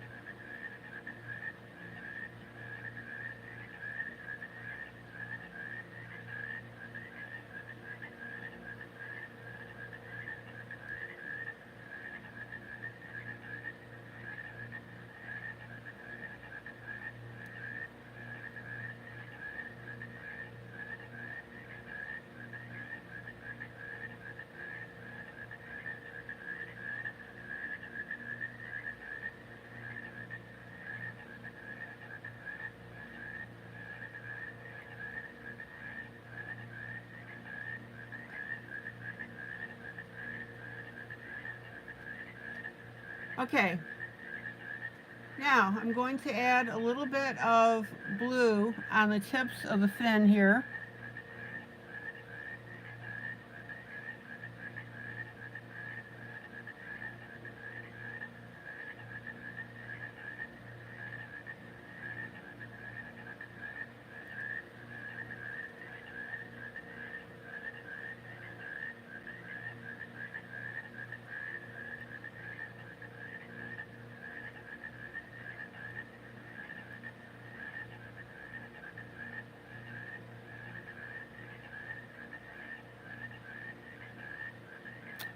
And then I'm going to come in with a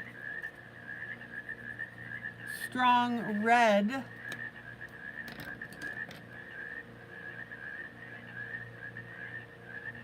And we're going to make our seahorse multicolored.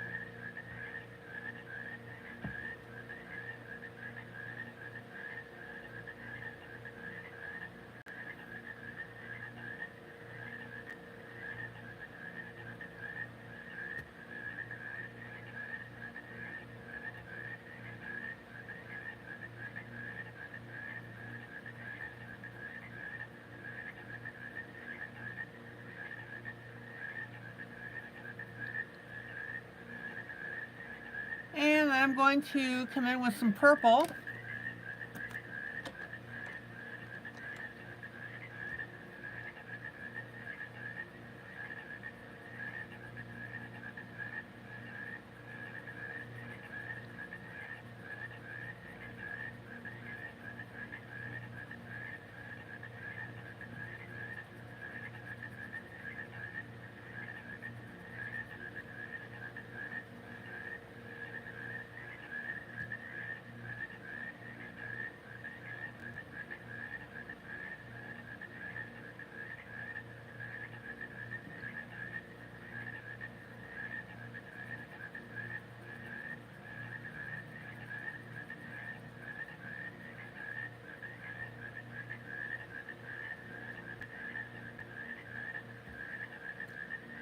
and then I'm going to bring that purple down the tail.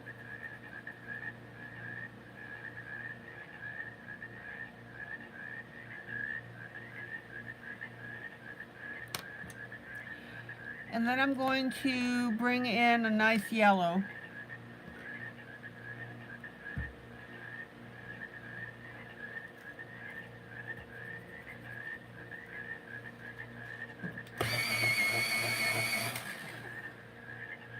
And I'll start with that yellow on the face.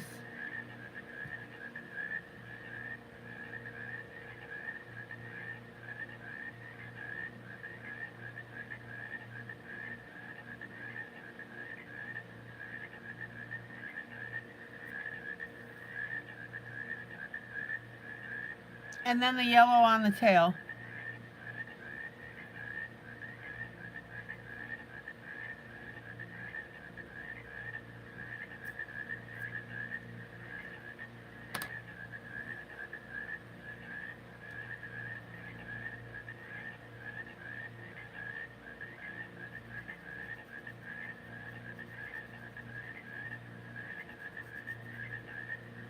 Now, what I want you to see with this is I want you to see, good night, kitty. I want you to see how beautifully our seahorse blends into the background with the water. But yet is distinctive on its own because of the yellow and the aqua. And I meant to say it blends because of the blue. I said water.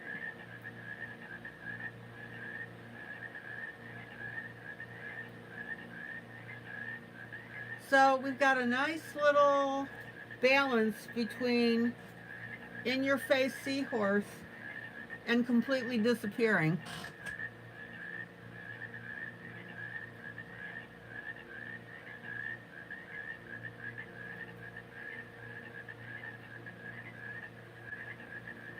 Okay, I just noticed an area where I missed a wave.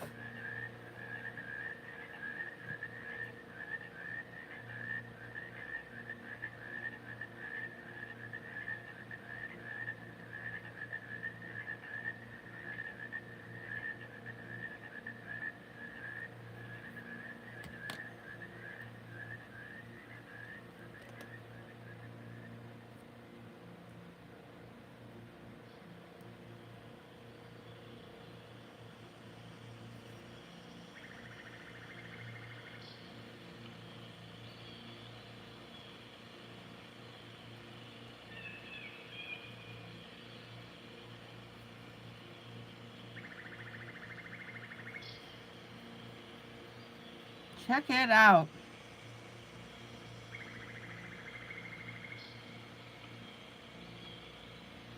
So now this is really making sense where the wave ends and the top, the crest, begins.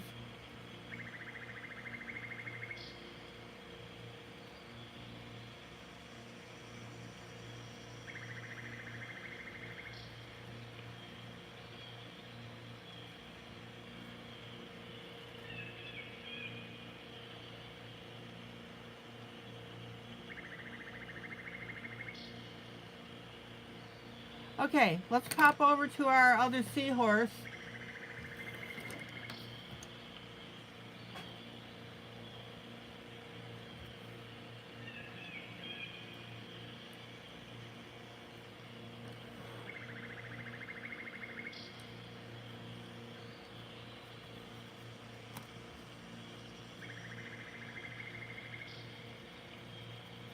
Similar pattern here.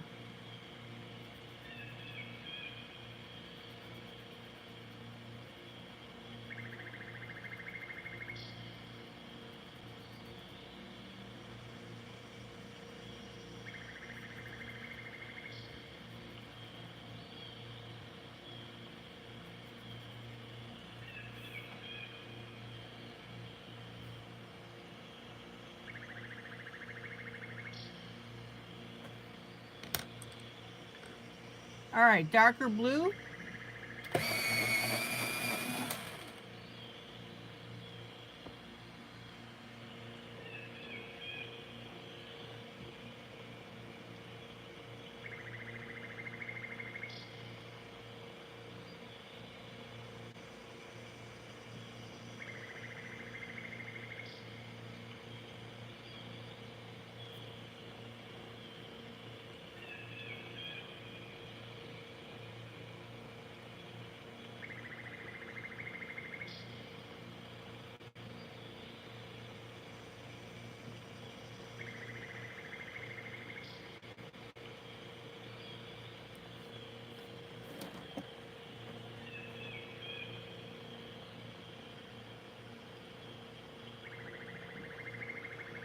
Now, I want you to notice that as soon as I do this with this seahorse, it's going to make the other one pop out.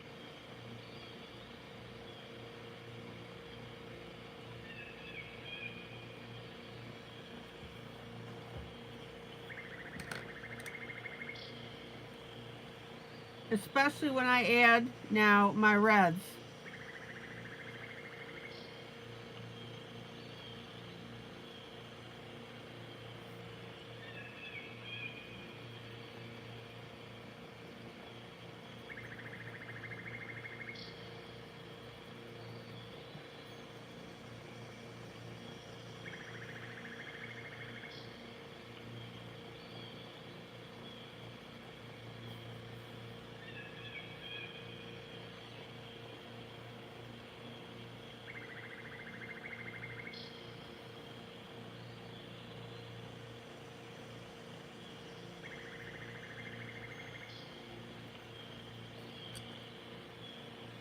Now let me go ahead and add my yellow on the underside of the tail.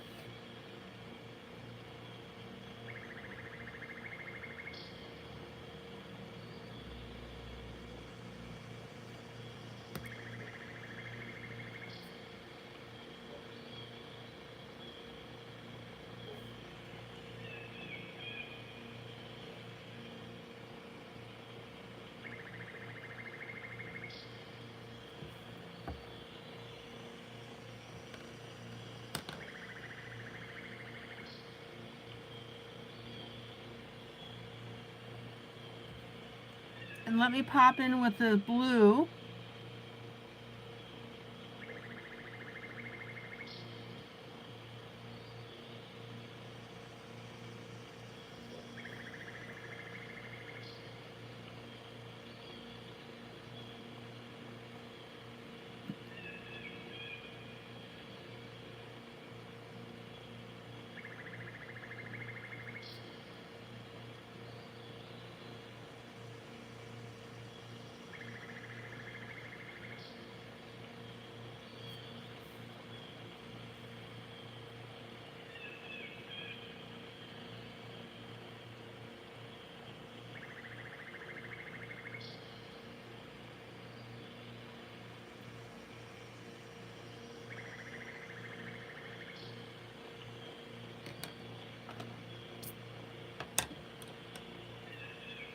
On the tips of the fins, I'm going to go with red.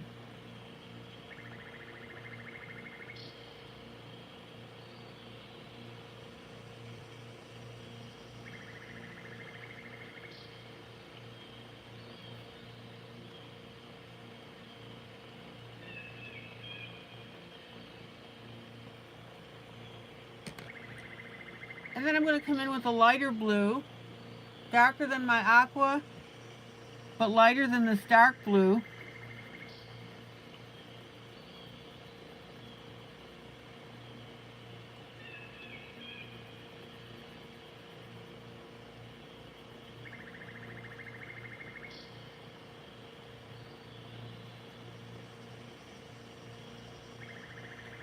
And we'll mix that together.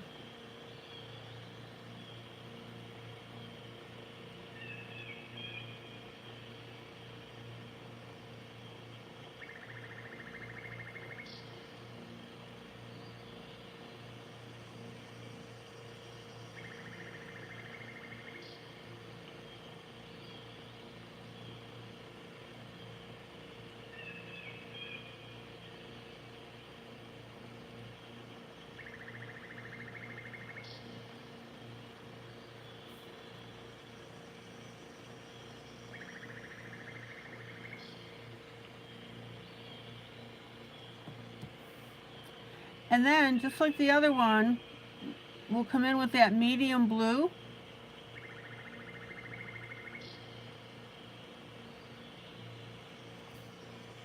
And then the yellow.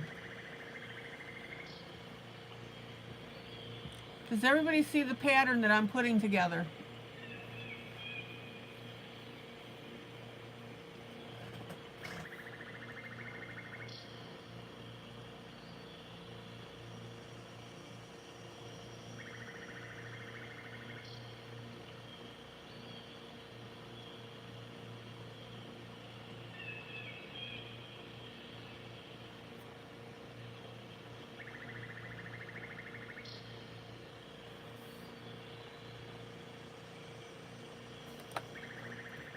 All right, let me pull out. Check it out. Now, the whole point of this exercise here is this. We've got the two seahorses, similar colors, so that the eye picks them up, but they don't stick out like sore thumbs.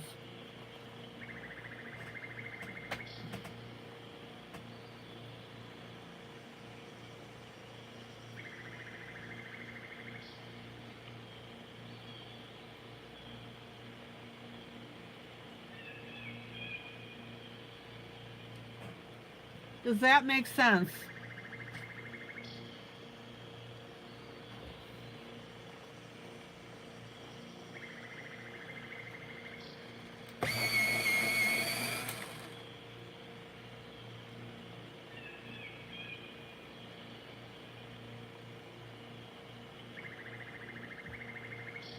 Let me grab a little bit of water here.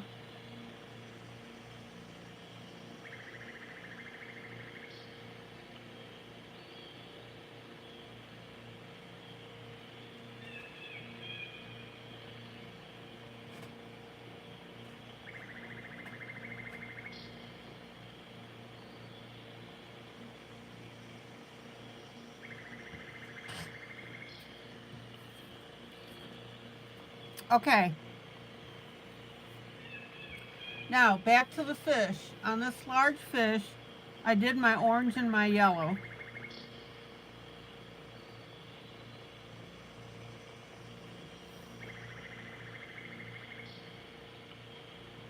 So I'm going to go ahead and pick up that pattern in my other fish.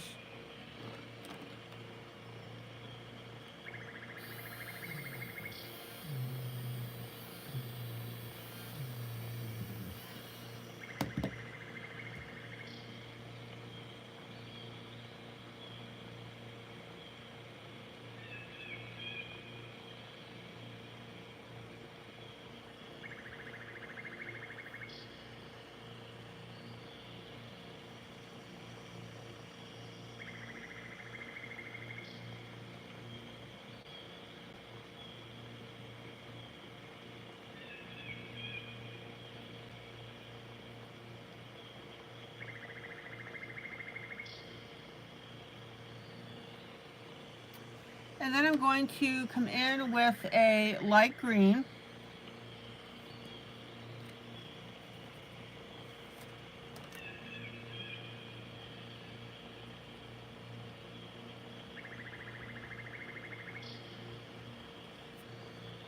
And notice how I'm sweeping in that color on that back fin. See that? I'm pulling it all the way up to the head.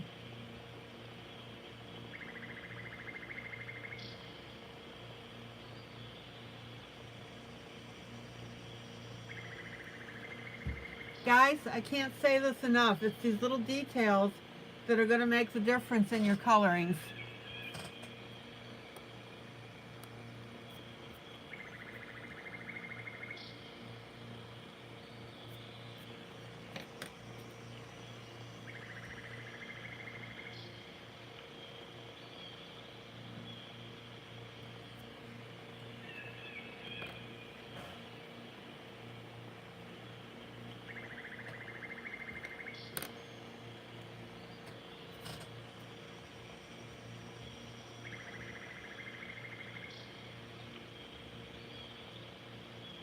Now, I'm going to go back and detail this fish later. I'll be honest with you, I'm just not in the mood to do it at the moment. So I'm going to go back up to the anchor and I'm going to play around with that.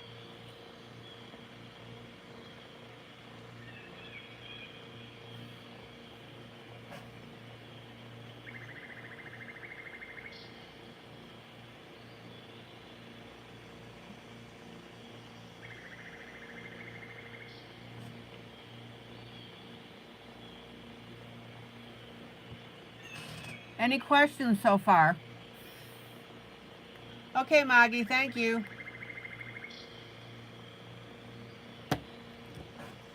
Hallelujah. Amen, amen.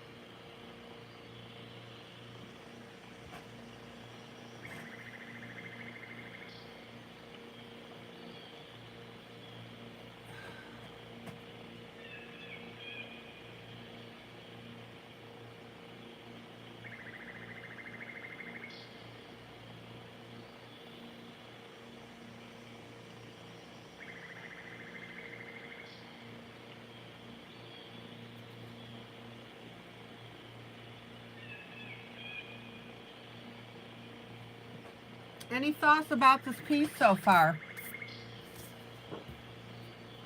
Are you learning something? Okay, let's put in some rust.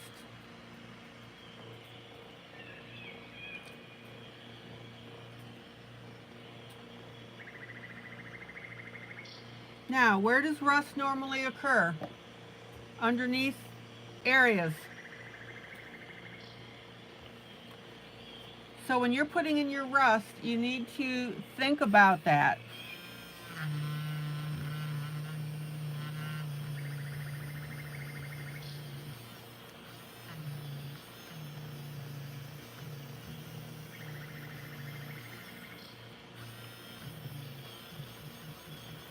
So I'm going to erase out a little bit of my gray.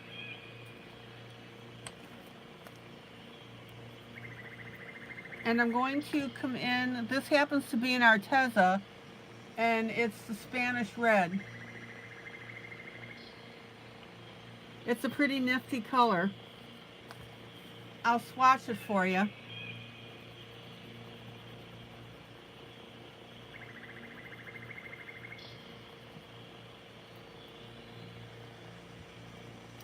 And if you have any questions, now rust can be various colors. It can have oranges in it. It can have browns in it.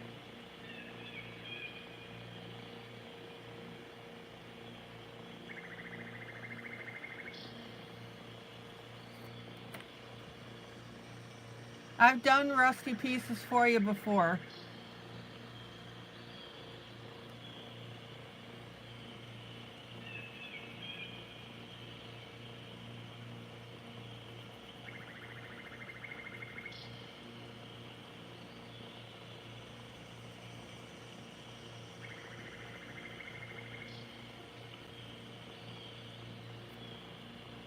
So there's my red.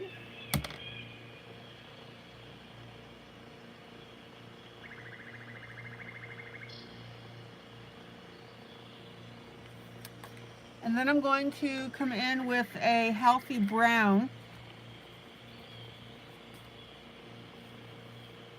Let me show you that color. And we're going to put that brown on that red. See that?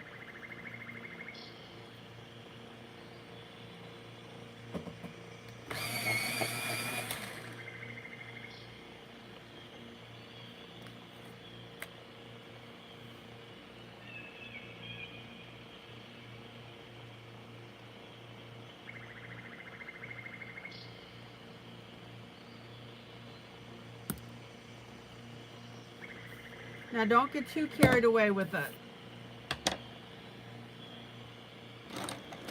Now, if you decide that your red isn't red enough, you can go back and come in with a darker red.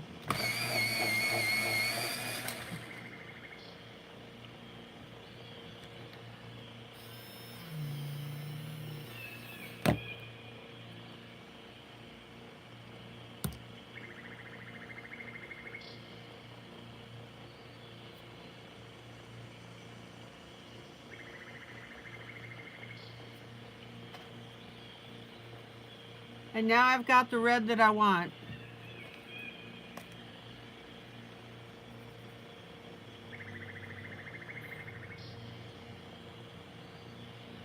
The Spanish red wasn't cutting it. Let me show you this. This is my Spanish red right there. This is the darker red that I'm bringing in. It's actually called Cardinal Red by Color.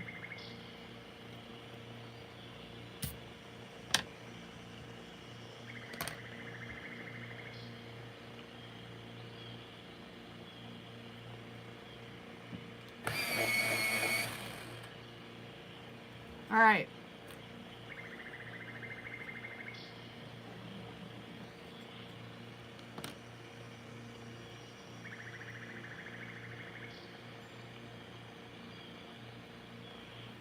Now we don't want this to look like blood on the anchor.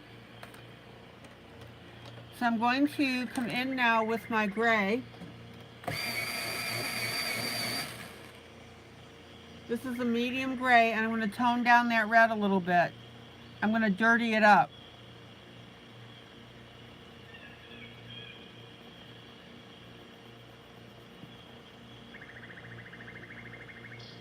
Does that make sense?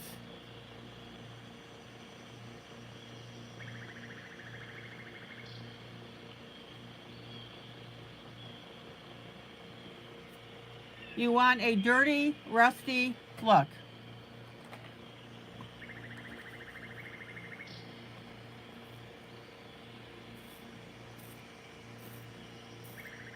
So I'm using red, brown, and gray.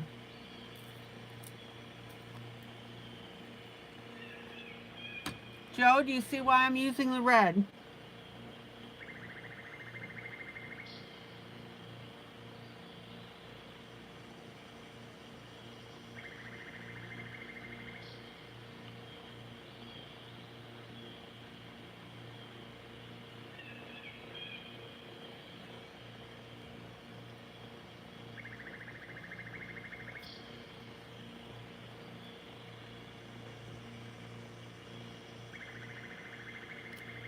Okay.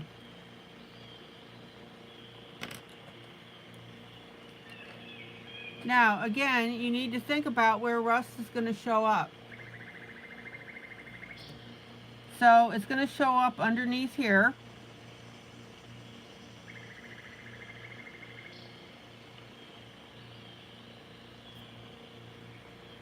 Notice I'm not going all the way across with it. We'll put the brown on.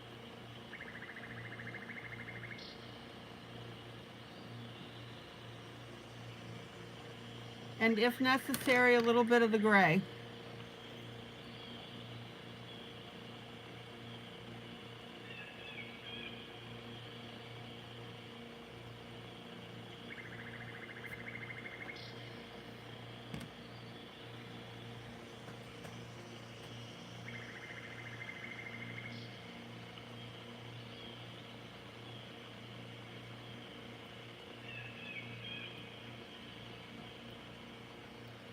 Now, don't go overboard with your rust. Holly, good night. Holly, did you see how that you need to message me on Facebook? Look up my profile and click on send message.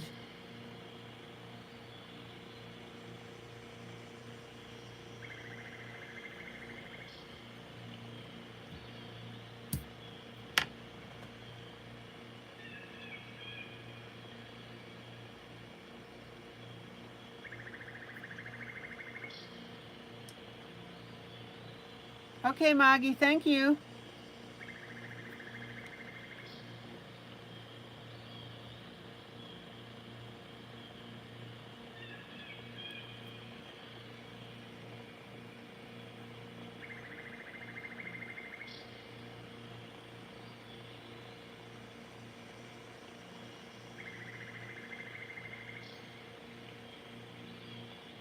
Holly is what color?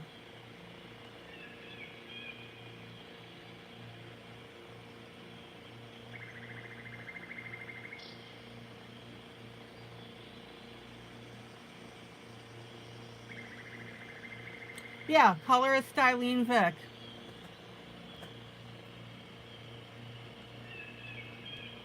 That's right.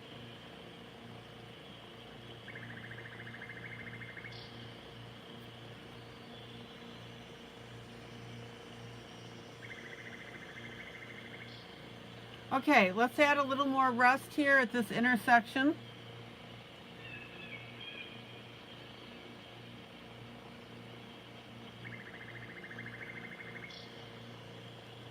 Now, the rust is very subtle.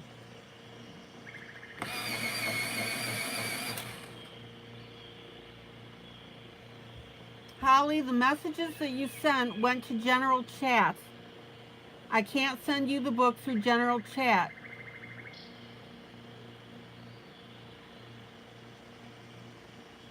You need to click on my profile and just say send message. I'll get it.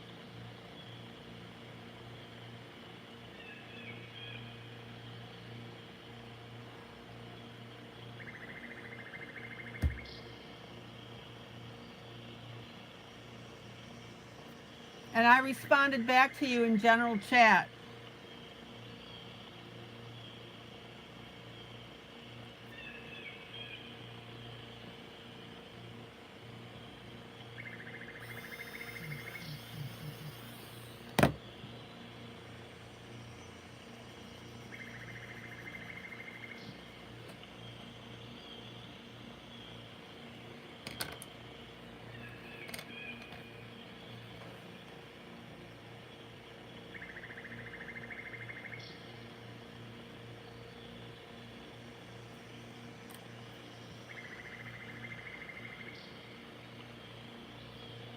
Okay.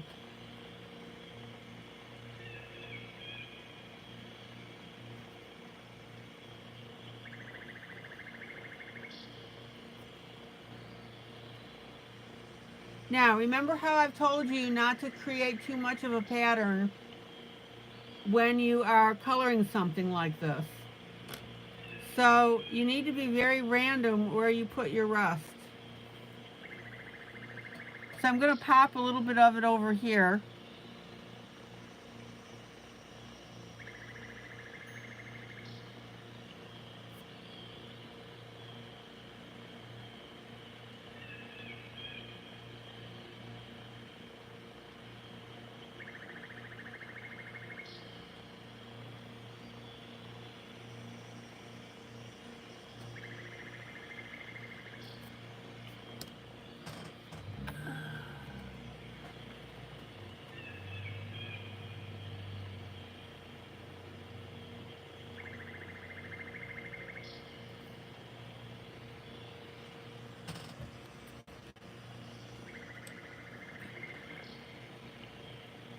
Whoop.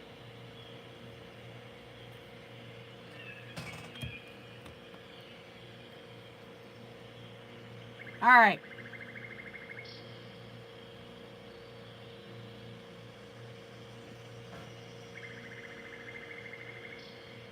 Any questions about what I'm doing so far?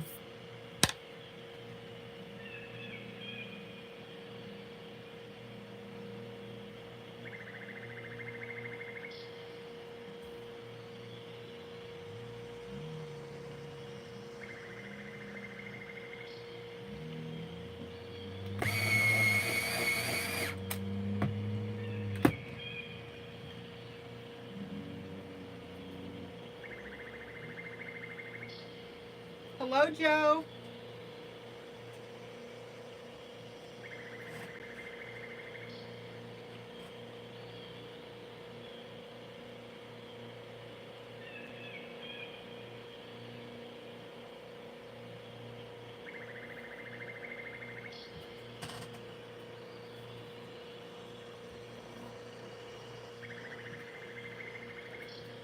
All right, let's get a little red in here.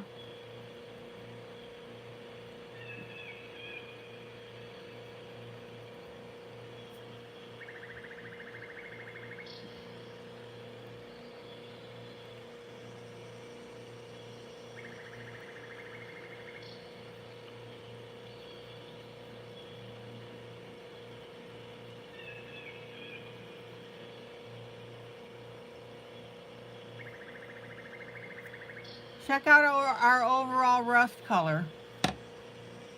Very light, very subtle.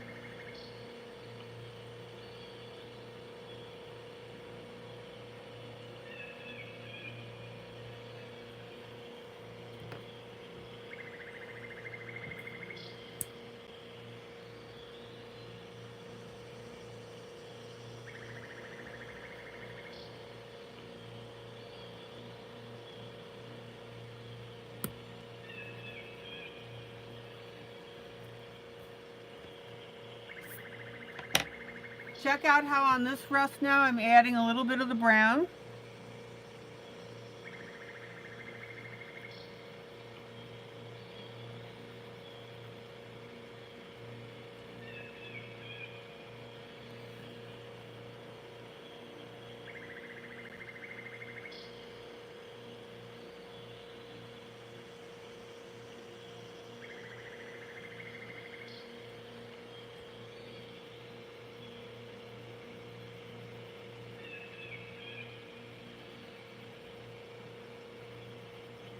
And I'm going to add a little bit of the brown without the red. Check it out. Again, guys, I'm not done with this fish.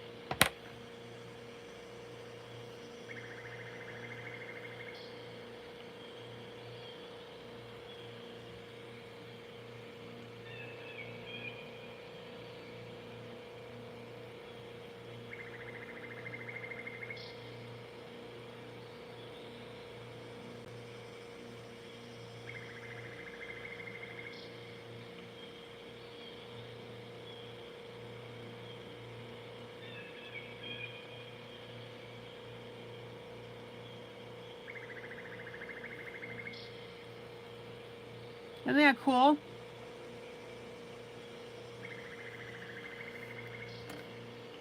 All right, let's pull out. So we've got the red and the brown.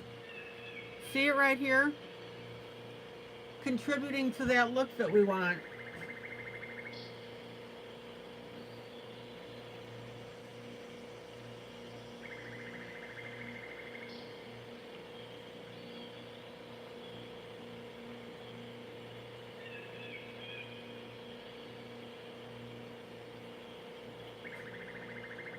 Okay, let's play with this and put a little rust on that tip.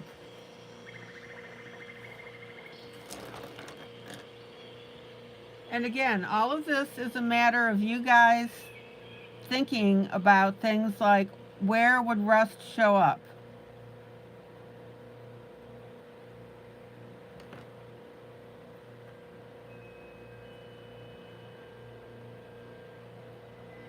So there's my red.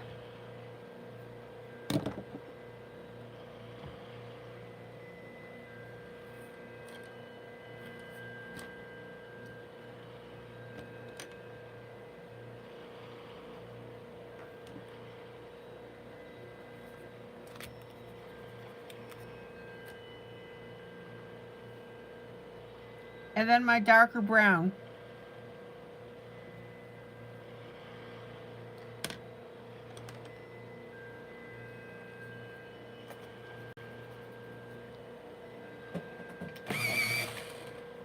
And the trick is, when you use your brown, make sure that you use a robust brown.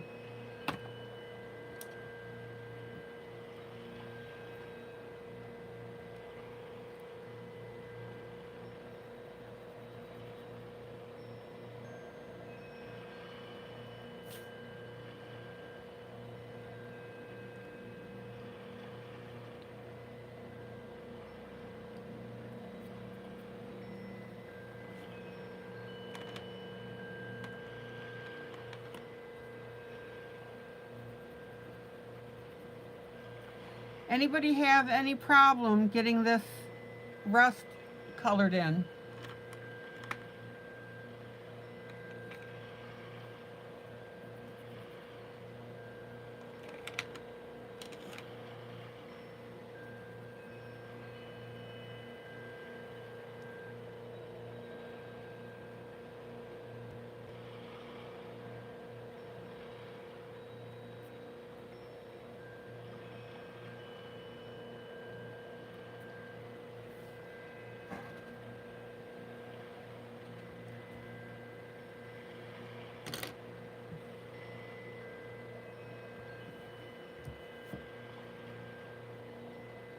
I don't know about you, but I think this is looking pretty cool. I'm going to pop back up to the top a minute, and I'm going to add some more brown to this.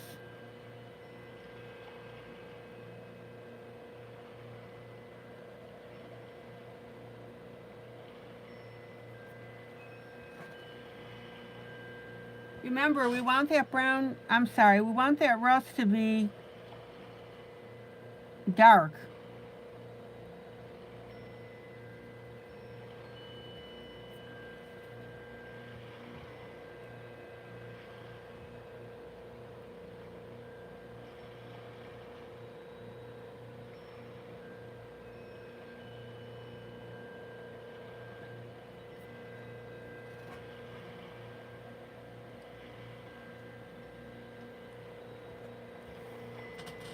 Anybody having any problems with their rust? Yes, no, maybe?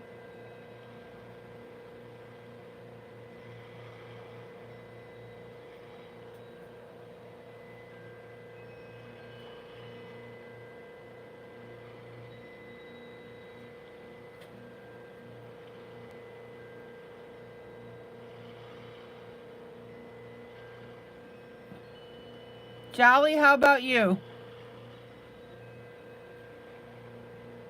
Okay, good.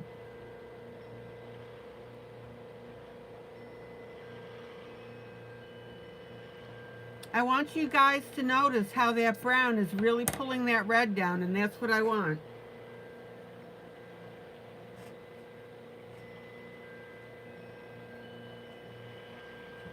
Rust is not necessarily a bright red. All right.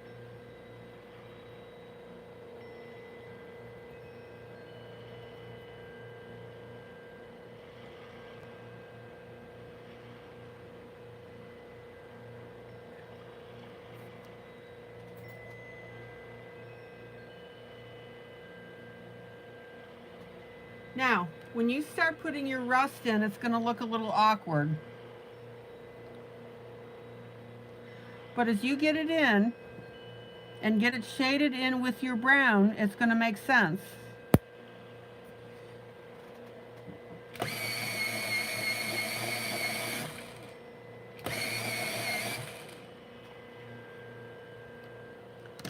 And again, if you have any questions about how rust should look, Google it.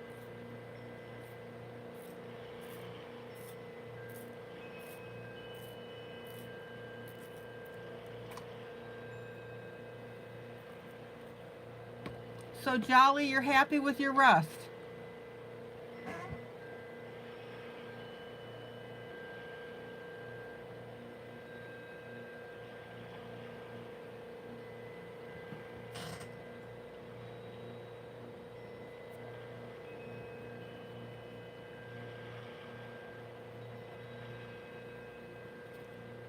Okay, there's my red.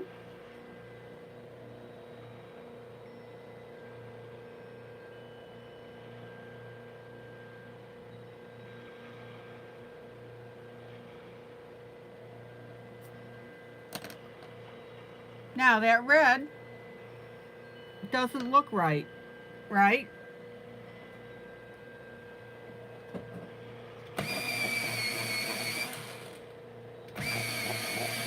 That's why we got to put our brown on this.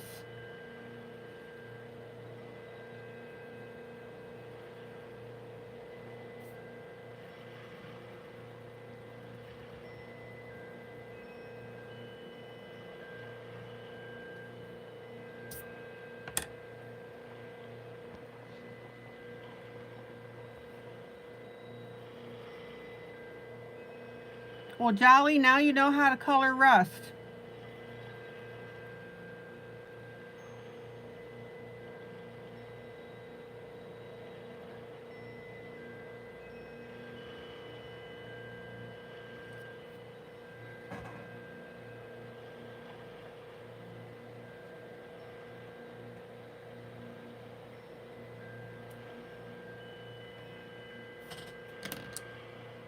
Okay, I'm going to put a little rust at the bottom here.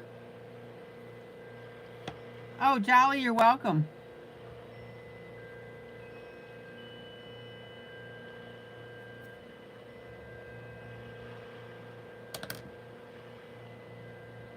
Now, Jolly, as you're looking at pictures on Google, you can adjust the way that you do your rust. This obviously is not the one and only way to do it. But I want you guys to get your feet wet with it and feel comfortable adding it in.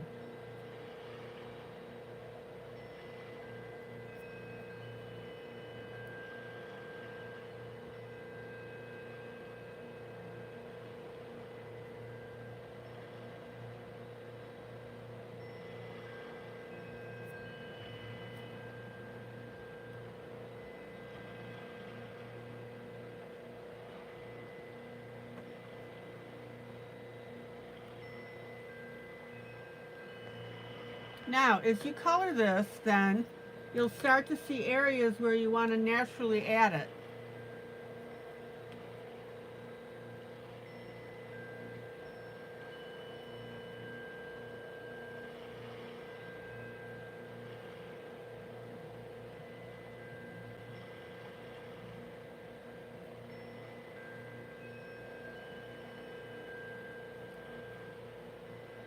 And I also want you to notice that we don't have to necessarily erase away our gray before we put our rust in. The gray helps to subdue the red.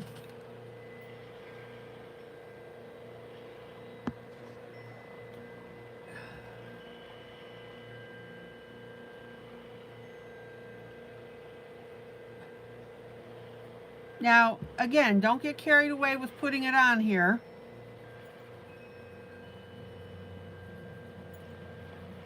As you add your rust, you need to be making constant evaluations how much of it you want to add on and where.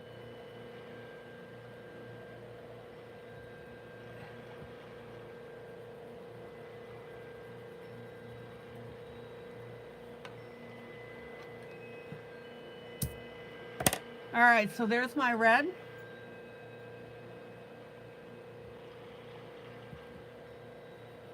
Here's my brown.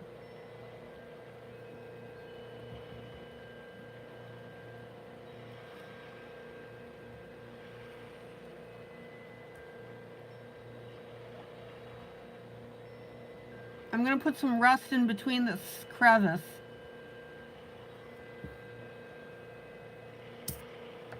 And again, when you first start to do this, it's going to look wonky. But trust me, it comes out in the end.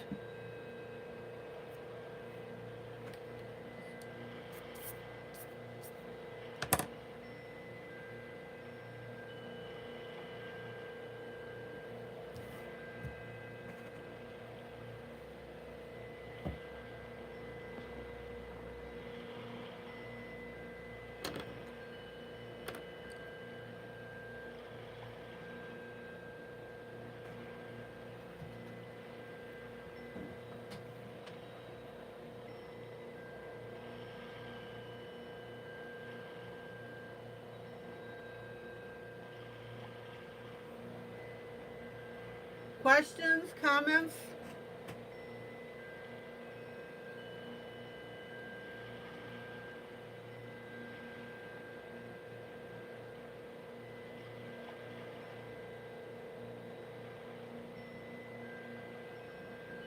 Okay.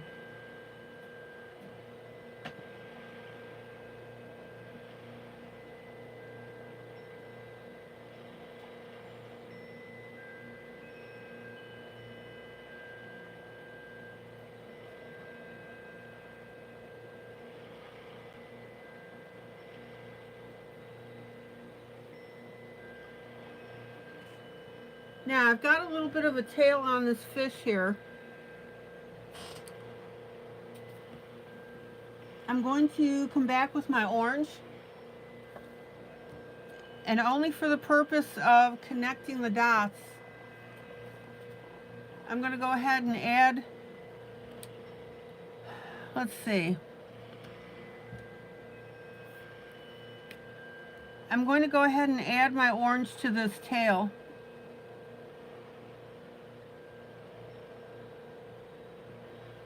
That way it doesn't get lost in the project.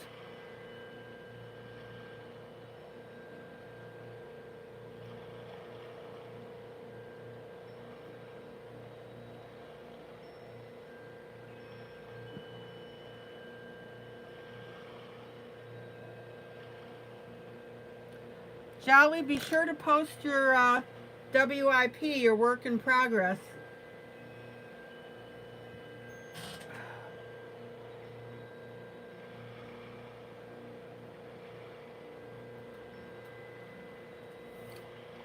Okay, and then playing with these fins,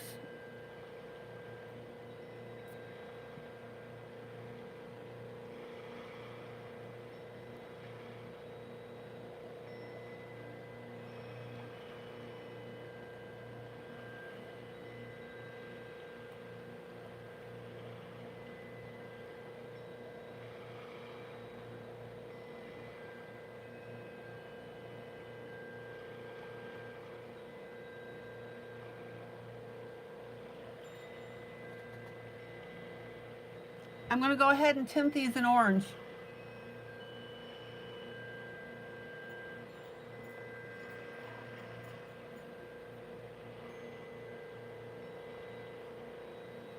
Oh, okay, you made it a blue wave?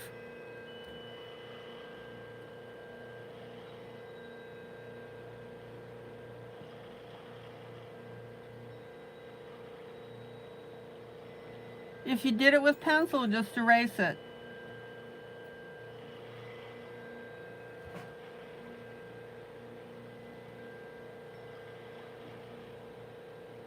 Hey, Jolly, don't feel bad. I goof all the time and I do it on camera.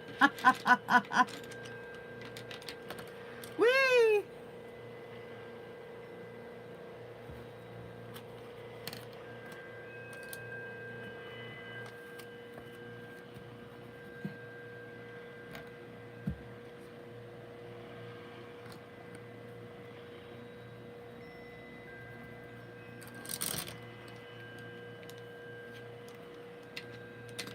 I'll switch places with you if you like.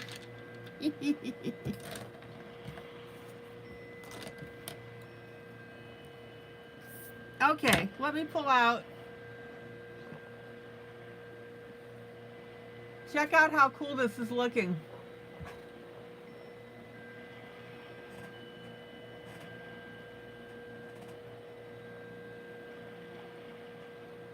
Jolly, be sure to post your WIP.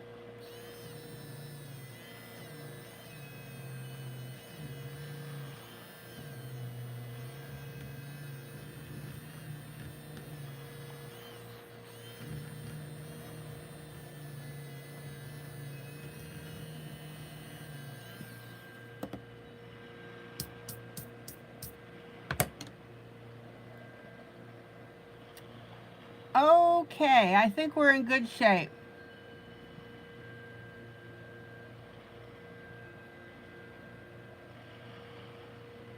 I think everything's coming together beautifully.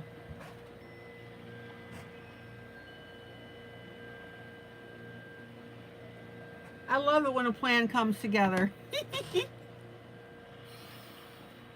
I think that's from the A-Team. Anybody remember that show?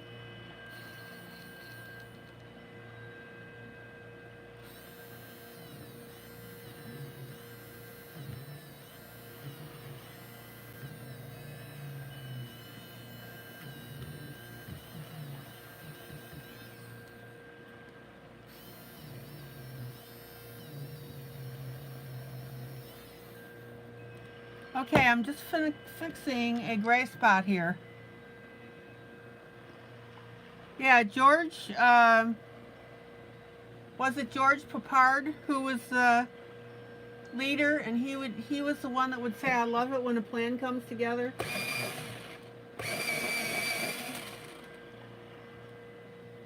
Now that was funny.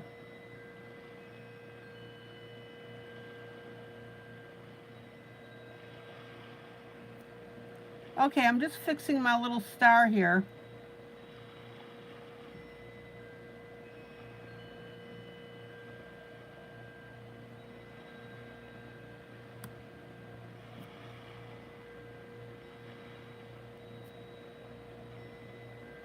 Okay.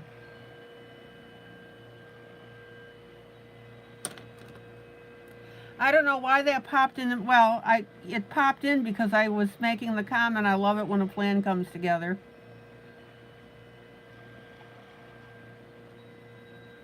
I think I've heard that line in other movies as well.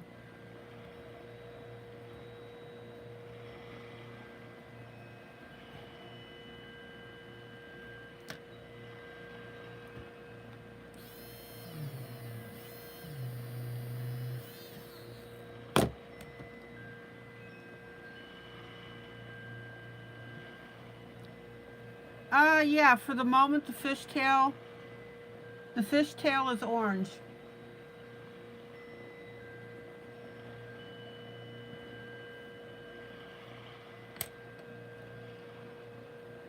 All right, let me add some blue to this little drop here.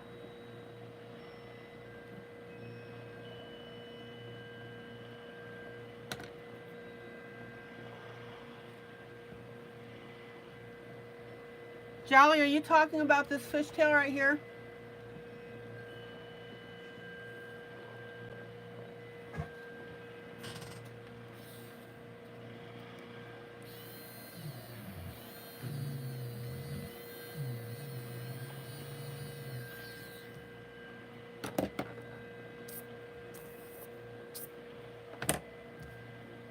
Okay.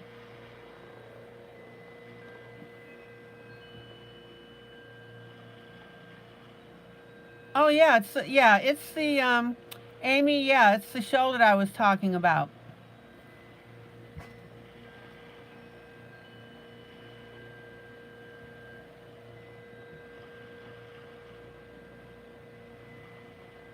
Okay guys, I'm really happy with this. I think it's turning out well.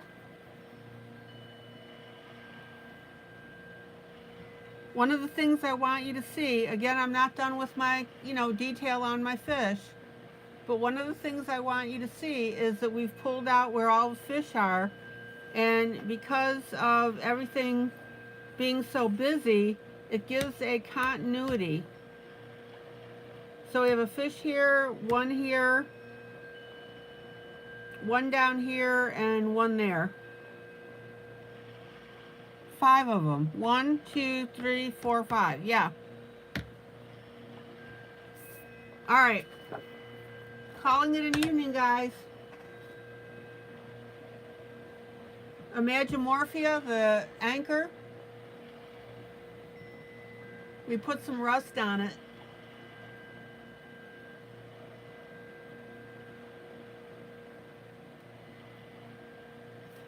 And then A Day in the Life of a Gnome Jubilee.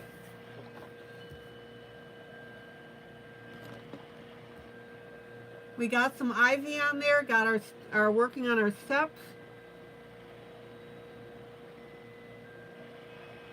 I think it's turning out beautifully. All right, guys, this is ILene Vick for Teaching Adult Coloring with ILene Vick. Guys, joyous, joyous coloring. Love on each other. That's what this group is known for. I will see you tomorrow night, same time, same place.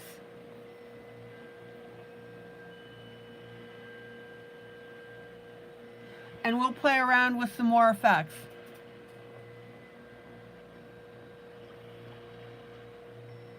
I hope you guys learned something. I hope you had fun.